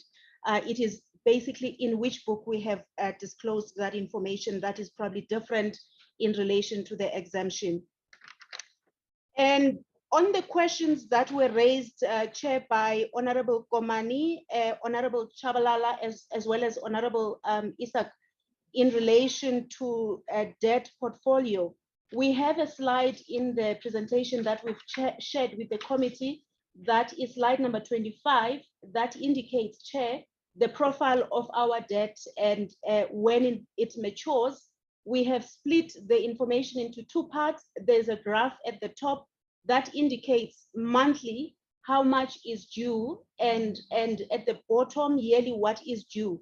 And this is where we are monitoring, Chair, the payments due in relation to the debt that we owed at the 31st of March 2021. With regards to the gearing level, Chair, it is an area that we are focusing on. It is still important that we continue to raise money from the balance sheet of Transnet as well as off balance sheet to ensure that we can support as much as possible the economic requirements in terms of the capital expenditure that is required by the country. And therefore, with regards to gearing, Chair, we are monitoring it, that it becomes an area that is not uncomfortable, but we will continue to gear the balance sheet of Transnet. Honorable Kachalia raised a point that it should be at 25% for it to be the right number. But Chair, we do benchmarks for the entities our size and the need. And for now, we are working with levels of staying within 40 to 45% and not exceed 50% based on the need and the portfolio that we still have to redeem, but it's an area of focus, Chair. The other question was from Honorable Isaac around the consultants expenditure. It's an area that we are also monitoring very closely, Chair. And if you look at our financial statements on page 59, we've actually reduced the expenditure to consultants, but we are also where necessary that we need to utilize consultants, Chair. We've got a governance process, approval and procurement process that would go on, but we have monitored and it has reduced if we compare 2021 expenditure to 2022 expenditure. Then, Chair, there was a question, I will come back to the questions on the income statement and the profits. There was a question around the pension fund board members being rotated. We have a requirement, Chair, that every 3 years, the board members of our pension funds are rotated. We have a composition of board members that are made up of our labor colleagues as well as management, and the rotation that was put through from the pension funds was in line with the rules and the requirements of the pension fund. So yes, indeed, there were changes in the pension fund board membership, and we would review it again in 3 years' time. And then there was a question around, again, from Honorable Kachalia, around the impairment numbers that we reported this year. So, Chair, the impairment is not something we would like to see in our financial statements. However, when we get our trains derailed and damaged, we have to remove them from our balance sheet because they are not worth the value. And that results in us impairing a number. So it did reduce this year, and it is still a number, but it represents the level of challenges we experienced with regards to the derailments, and largely the number is in the TFR space as a result of those challenges. But again, it's a number we want to reduce because ultimately, if these numbers are significant, we still have to spend cash to ensure that the impaired trains are brought back to operation, and it doesn't show as cash when you impaired, but it's cash when you have to repair the train that may have been derailed. Chair, then there's a few questions that were around the profit, and on slide number 23 of the presentation we shared with the committee, we go through the details of the 8.7 billion loss. And maybe just to highlight, Chair, a straight arithmetic that it's 6.5 billion is not correct, because if you look at the loss that we made in 2021, 8.7, there was a significant portion of provisions that we had put through in relation to the issues of security that Michelle was going to talk to, in the pipeline and other areas. And that was a cost that we were going to spend. I did highlight in the presentation that in the new year, a lot of work has happened in that space, such that the damage we would have caused to the environment with the security measures we've put in place is reduced. So we didn't have to repeat those kinds of provisions. And that on its own is an improvement in the financial performance before you take into account the work we did in the revaluation of our property portfolio. And therefore, impairments reducing is quite a critical thing to the Transnet business, that we are not then derailing as much. Reduction in provision is an indication that the work we are doing and the security measures, which are actually still costing us, and I think Minister alluded to the work that is happening at country level, is those contributed to us not reporting a significant loss as we did in the previous financial year. So those are the non-cash adjustments that are in the financial statements. I do think, however, Chair, we need to be aware that ultimately they result in cash outflow when you have to deal with the rehabilitation and so on. Then there was a question around deferment of creditors. Chair, we don't have that in our financial statement as a standalone item, but what I would just like to highlight in that regard is that we have a process of making sure that we manage our working capital, where we would like to ensure we collect our cash as quickly as possible.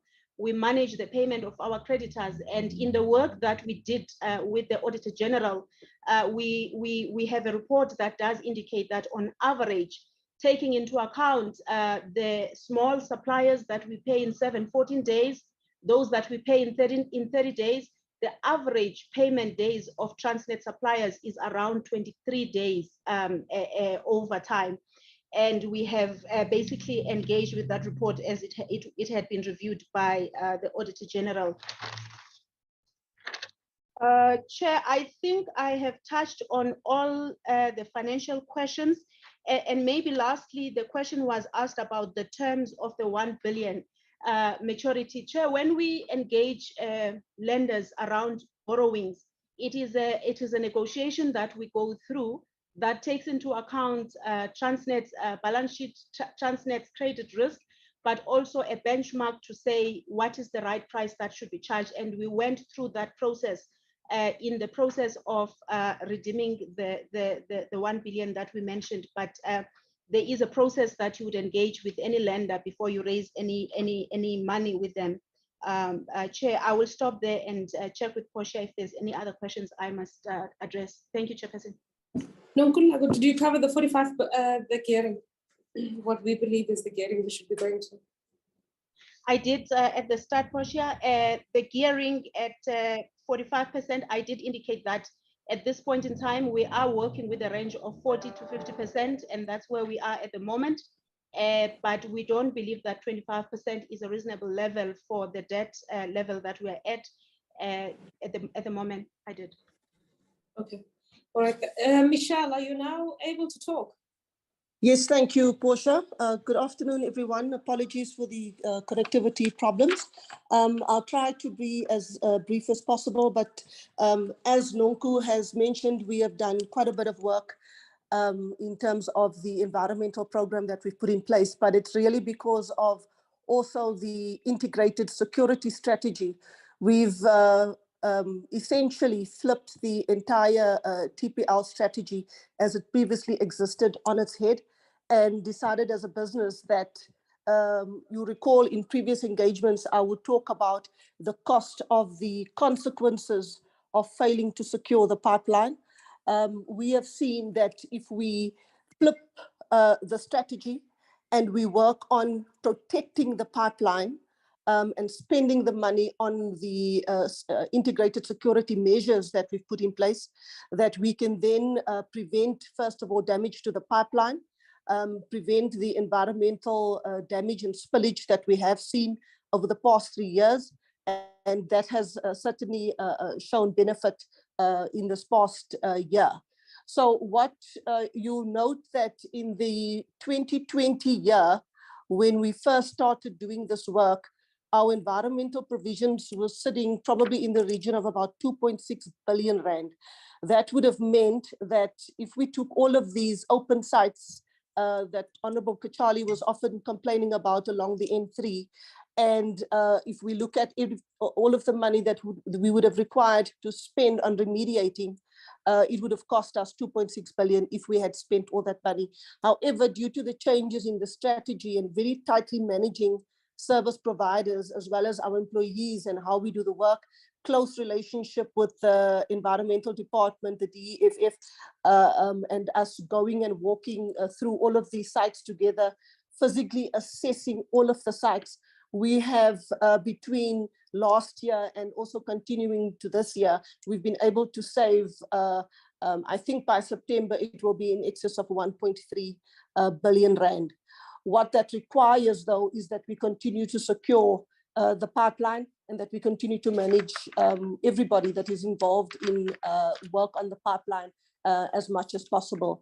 So just to give an overview, before COVID, TPL was moving probably around just in excess of 16 billion liters of liquid fuel. We saw in the previous financial year that just after during COVID, we were handling about 13 billion liters. We've seen a recovery of that in excess of 15 billion liters. And we see us in the next year moving to in excess of 16 billion liters, which will take us to pre-COVID levels. What that means, of course, is that the criminals are aware, the syndicates are aware, with the petrol prices going up, we know that we will be targeted again by these syndicates. So we have, with the strategy of increasing the cost that we are willing to spend on security, and thereby ensuring that we have less damage to our communities and the communities in which we operate, we've been able to tightly manage the security incidents. At the end of the last financial year, we were averaging around 3 incidents. We have seen a little bit of a pickup this new financial year, but are beginning to tightly manage that again further down. If we look at the costs, before all of these interventions, we would have seen around about 400 million rand per annum being spent on cleanup. We would have seen environmental remediation costs in excess of 1 billion. And of course, the major matter for us, we have a saying in TPL which says, keep Gauteng wet, which means security of supply at all cost. So we've essentially been ensuring that despite these incidents, that we ensure that any interruption on the line is kept to a shorter time as possible, that we've innovated and tried to find new ways to even repair the damage. And in this way, we are able to save time so that if in the rare event that there is an interruption in the line, that we are able to get back up and running as soon as possible. The drivers of these costs, of course, is the security of the network, the containment and recovery cost after every incident, the revenue that we lose due to pipeline downtime. We lose product as a result of the theft incidents. And then, of course, we've got all of the environmental costs. On average, over the past 3 years, we've seen site cleanup costs averaging 3.2 million rand per incident. We've seen lost revenue per incident of around 14.4 million rand. And we've seen the annual cost of stolen fuel around 120 million rand. And like I said, the environmental cost around, on average, about 300 million rand per annum. However, over the 3 years, if you look at from the year 1920 to 2020, we were at that time when things were really bad, we were losing about 11.8 million liters out of the, let's call it 16 billion liters. In 2020-21, that number came down to 10.53 million liters. And in 21-22, we were able to bring that number down to 6 million liters. That, however, that 6 million liters was largely also because we were able to halve the amount of fuel theft incidences that we had previously received, that we had previously experienced in the previous years. And we see in this financial year, we are hoping to also beat the number that we had achieved in 21-22.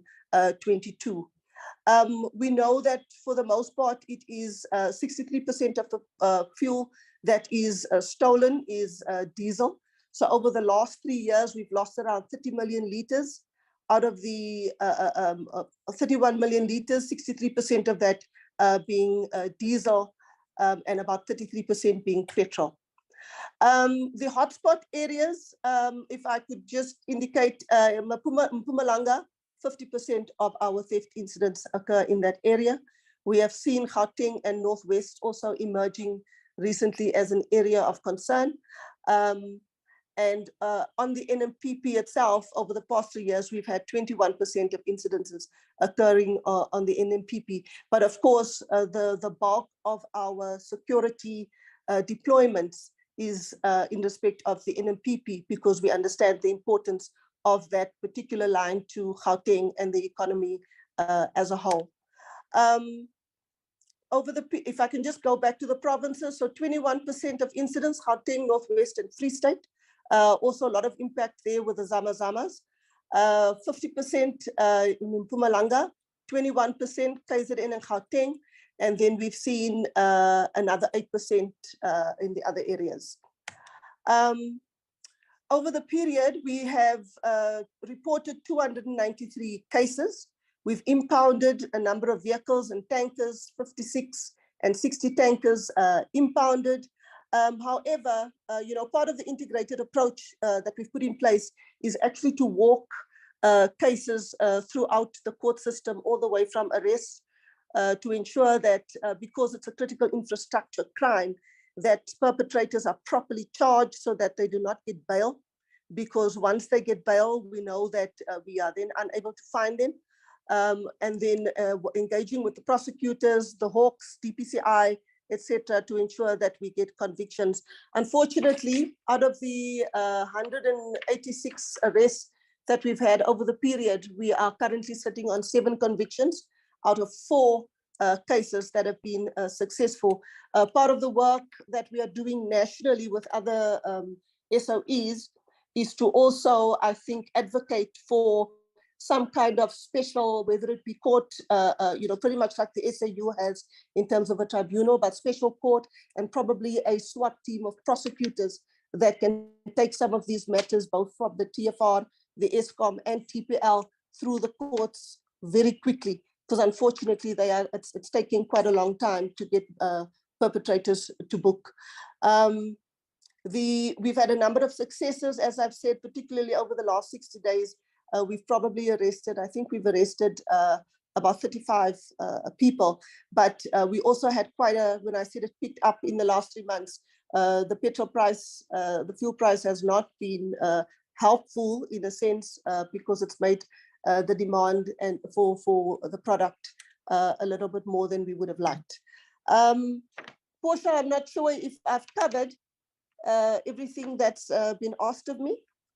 Yes, Michelle. No, thank you very much. I just thought it would be useful to cover that detail. And Honourable Chair, I'd like Kape to answer the questions of the properties, the ones that have been occupied, the issue that's raised by the Honourable Shabalala as well as just talk to this issue of where we're at with the valuations. And I think that would be the last other before I come in, Chair.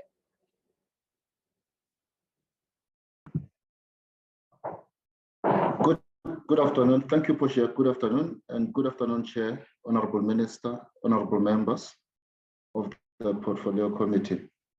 There were 3 questions that were raised in relation to property. The first one coming through from Honourable Dlamini about what measures are in place to evict unlawful occupiers of properties and or hijacked properties, especially in the Durban area.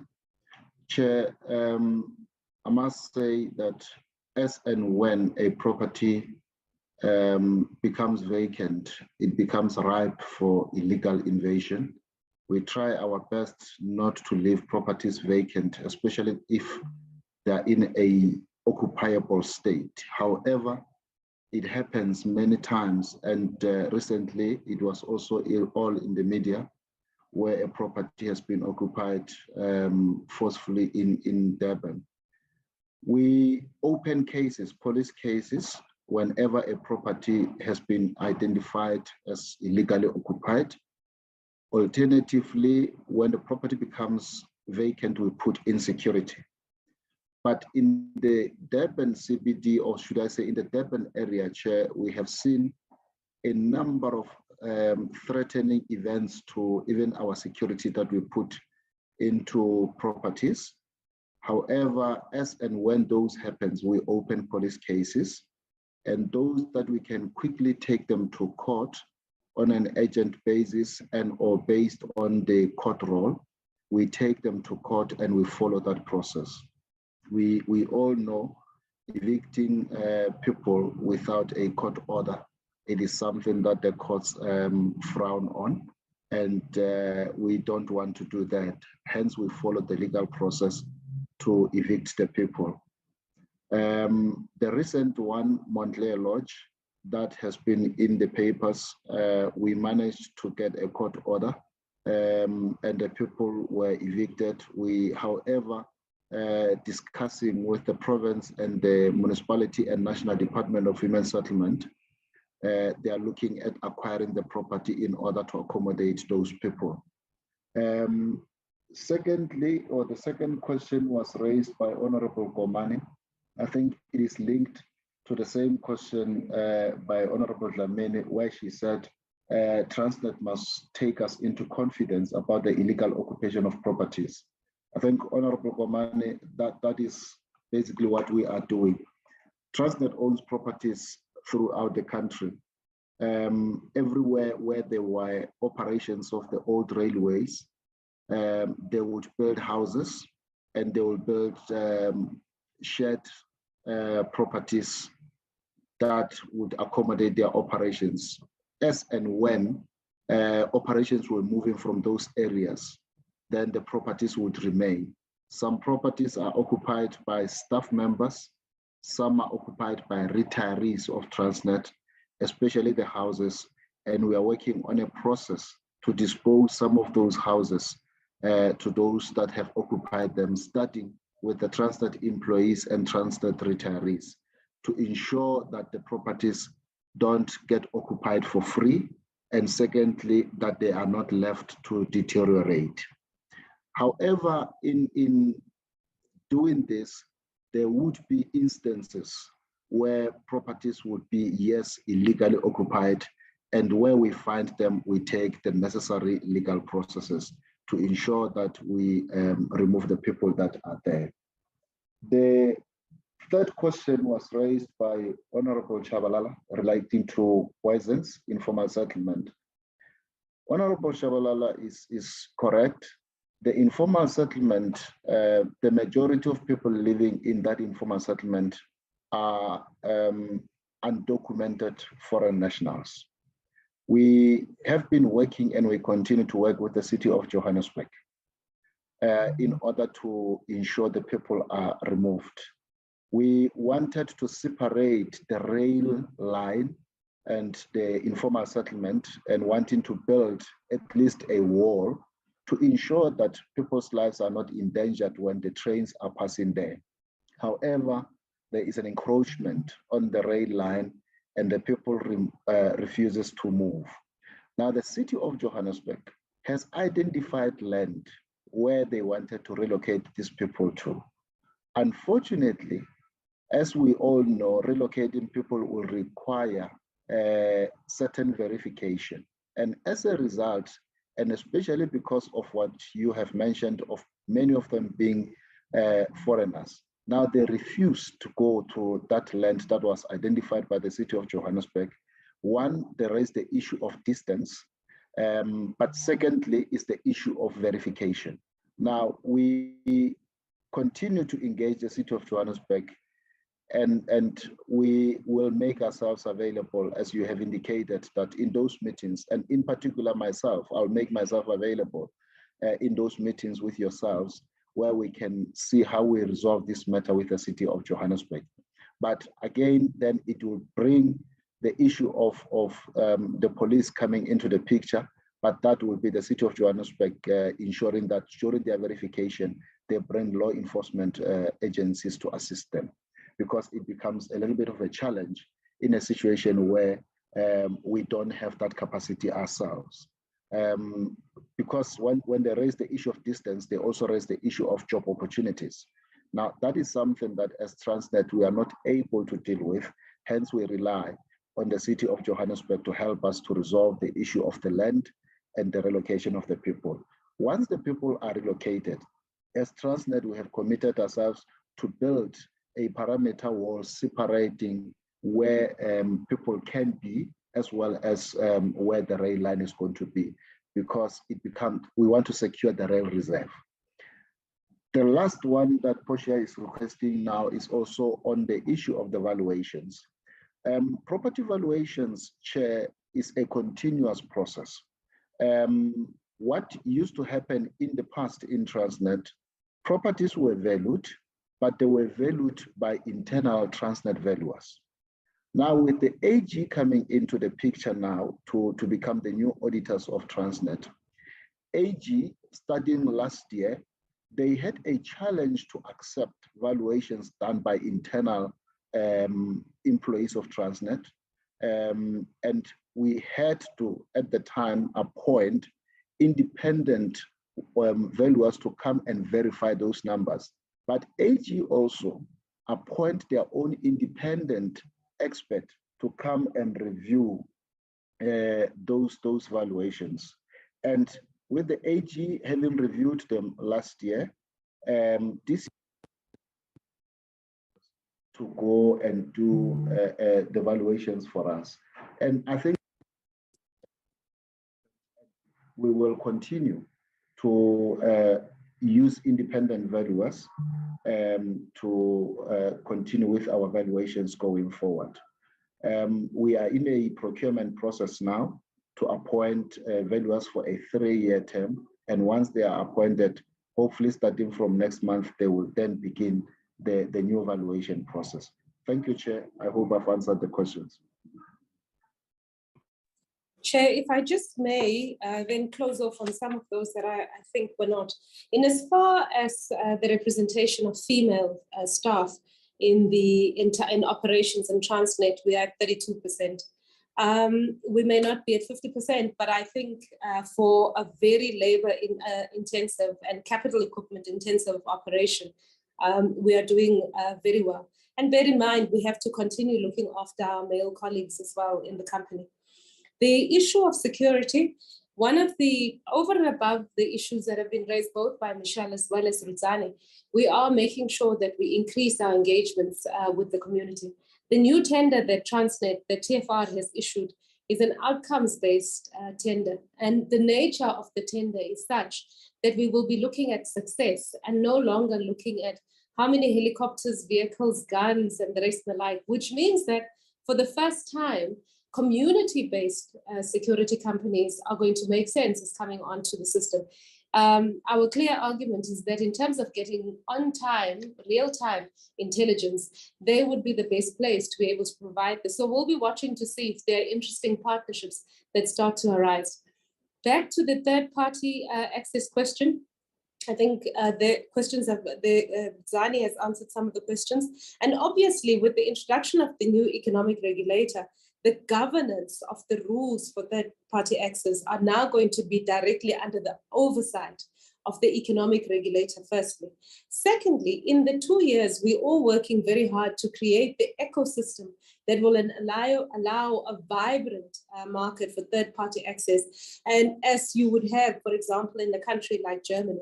So leasing companies need to be made available because it's the leasing companies that will be carrying the cost of the rolling stock. So the question and the argument made by many of the potential train operating companies is not true, that is going to be debilitated, that is going to damage their businesses. The truth would be if we were going to walk away from this and treat it as a pilot instead of a phasing. It is going to be a permanent fixture in Transnet, because as you can imagine, for Transnet, we have a direct incentive for supporting this, because we now, for the first time, in the case of TFR, are going to be generating revenue out of two assets, the infrastructure on the one hand, as well as the operations on the other side. I then wanted to also just close off on this question of maintenance on infrastructure on rail. Since 2012 to 2022, we have spent 32.9 billion Rand on maintenance on the infrastructure side. In the case of TPT, we spent 1.5 billion Rand on capital equipment maintenance. Is it enough for what we have to do? No. On an annual basis, in the case of infrastructure, we should be spending between 7 and 9 billion Rand a year. We're nowhere near there. We're around 3 billion on the back of the money that we have. And that's one of the reasons why we have a very active program where we are talking to both IDC and the DBSA to see how they might be able to enable us to fund the rest of the maintenance that we have to undertake. There are a lot of questions that have been raised, and I think we've heard you quite well on that one, around actively working on what are the economic multiplier effects of the investments that Transnet is making. The question that Honorable Dlamini asked, which is around the BEE spend, what is the impact that it has? Who are the companies that get the contracts? We've heard that, and we will make the information available so that the committee is able to assess that going forward.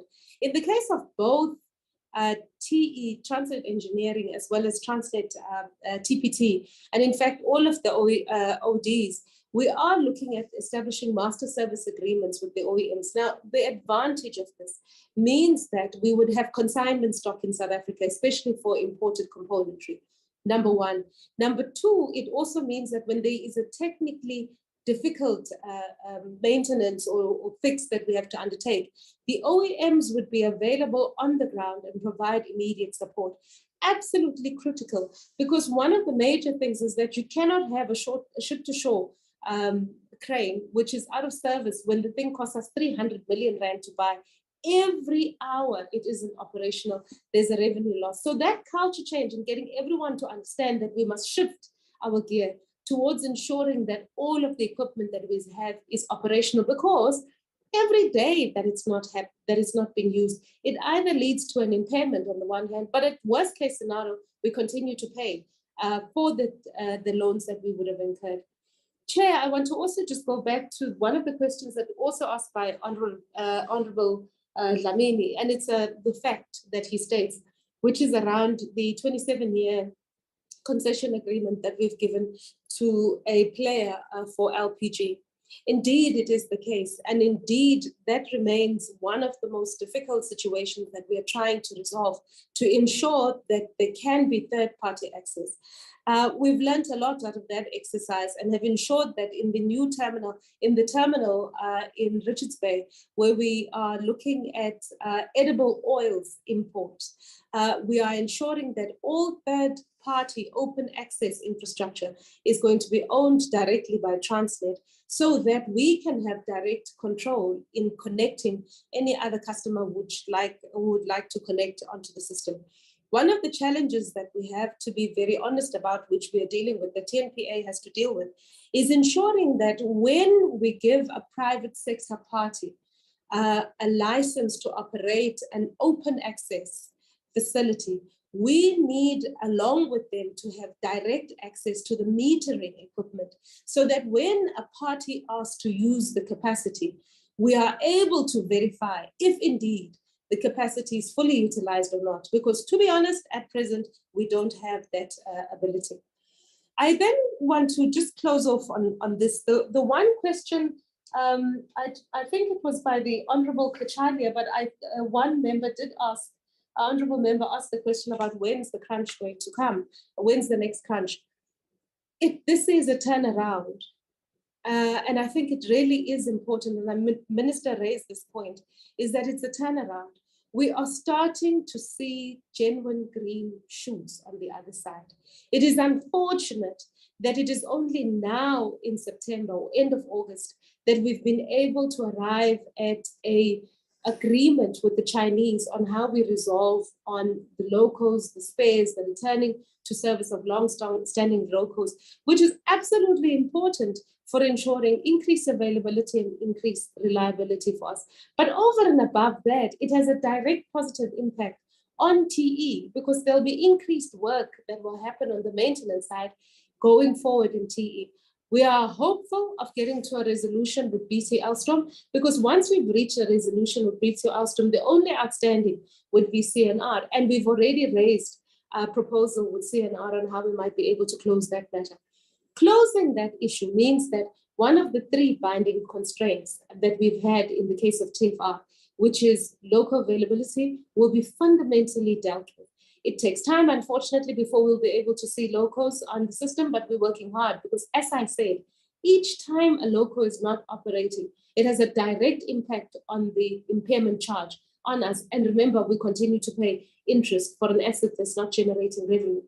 Secondly, we've already indicated all of the interventions that we have in terms of dealing with vandalism, cable theft, and everything else. We're doing the best to cut that back to some sort of manageable number.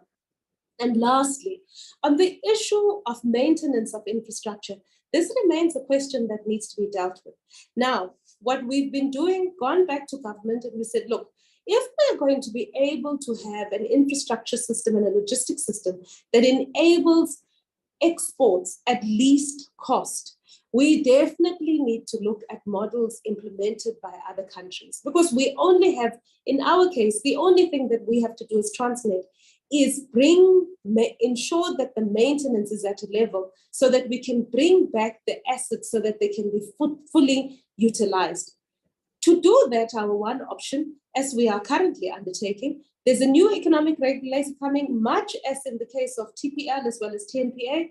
We are doing an asset valuation for TFR and ensuring that we will get a fair return so that we are able to ensure that we ensure long-term maintenance is undertaken, but as well as expansions when they need to take place on the system will take place. Now, that is not going to be cheap. It is for that reason that we've gone to government and raised the issue that one of the strongest exporting economies in the world, which is Germany, has over the past, since 2020 until 2029, has been giving Deutsche Bahn, which is fundamentally state-owned, not 100% state-owned, but majority owned by the state, 63 billion euros, which goes towards the maintenance of the infrastructure. It is on the back of that that they are able to reduce the cost of logistics and ensure that there's a genuine fill-up towards driving affordable exports out of the German economy. In 1987, it's the De Villiers Commission that made the recommendation to government that government must stop spending in infrastructure and ensure that on the rail side and ensure that it sweats the assets that it has. We think it's about time that there was a turnaround. It's for that reason that we are fully in support of the rail to road strategy. The movement of traffic, of at least manufacturing traffic from road on the M3 towards the container corridor, as we call it, is a priority for us at Transnet. And soon I think we might be able to come up with a solution that works both for industry and works as well for Transnet. Chair, I'd like to stop at this point. I think we've covered all of the questions. Thank you very much, Honourable Chair. Yes, at a very right time. That is it, honourable members. But I think we still have space for follow-ups, which will be 1 or 3 people. I'm giving opportunity for 1 or 3 people to take not more than a minute each on just follow-ups only.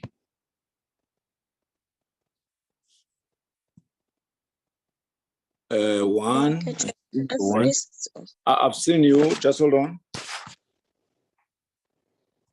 I'm looking for the second person, because if a person didn't come up before I give anyone, I won't give an opportunity to those who will be provoked by the question that has been asked. I just want to check if there is anyone to raise a follow-up question.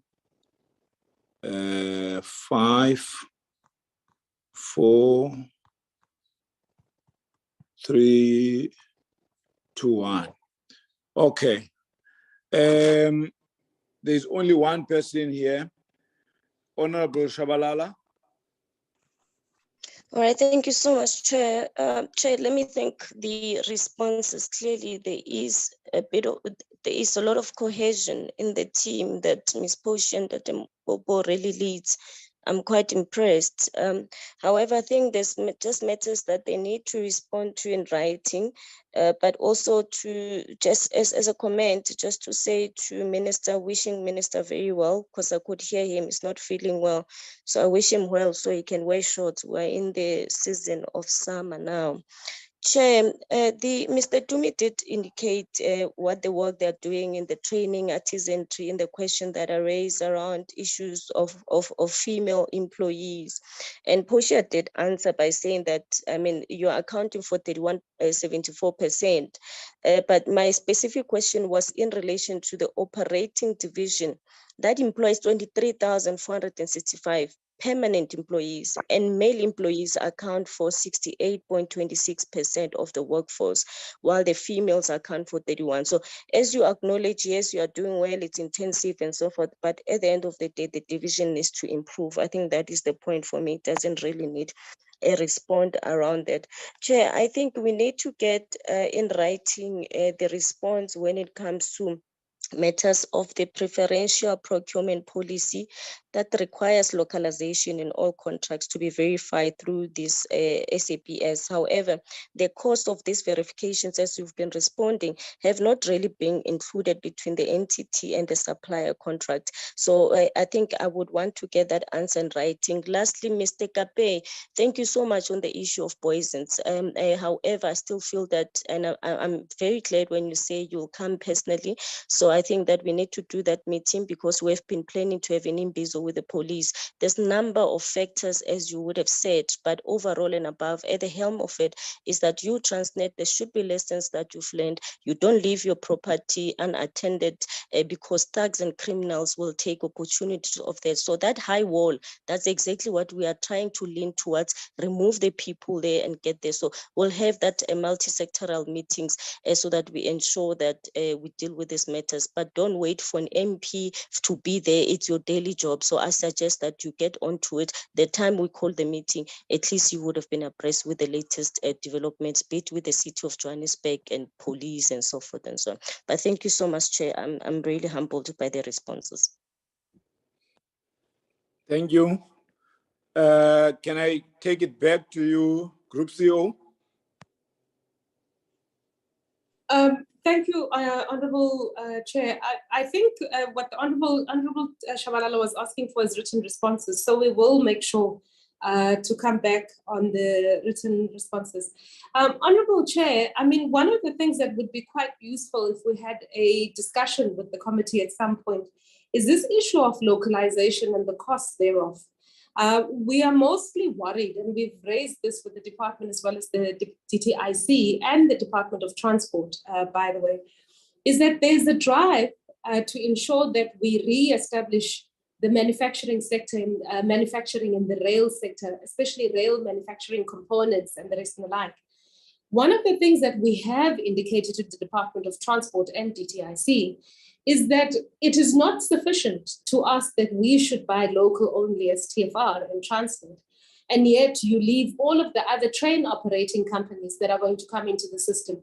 We need to ensure that every single train operating company complies with the same localization so that there would be significant volumes, at least the same volume of work that was previously demanded, being made available to industry. And I think that would require a joint DTIC, DPE, and DOT solution to ensure that we tie that up as we go towards closure on the third-party exits. It's not going to be popular with the train operating companies, but we believe it is absolutely crucial if we're going to be able to retain the stimulatory effect of the localization in the absence of any sort of support program that's coming out of the DTIC, as they themselves acknowledge. But thank you, Chair. I mean, the rest we will write the answers and make available to the honourable members and to you through yourself. Thank you very much. And thank you very much for the Minister and the Chair of the Board participating. Thank you. Thank you so much, Group CEO. Honourable members, that take us to the end of our meeting. Because of the fact that Mr. Muchumi is on leave, we not have the following item, which was to be the minutes of the previous meeting. We'll take it to the next session. All what we can do now is just to send a word of appreciation to all our guests, the Minister, and the ministry as a whole, including the Department of Public Enterprises, Dr. Popo Molefe, the chairperson of the board of Transnet, the group CEO, Ms. Portia Debbie.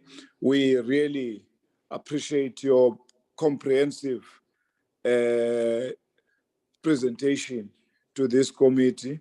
and the manner in which you tackle all our questions and the responses.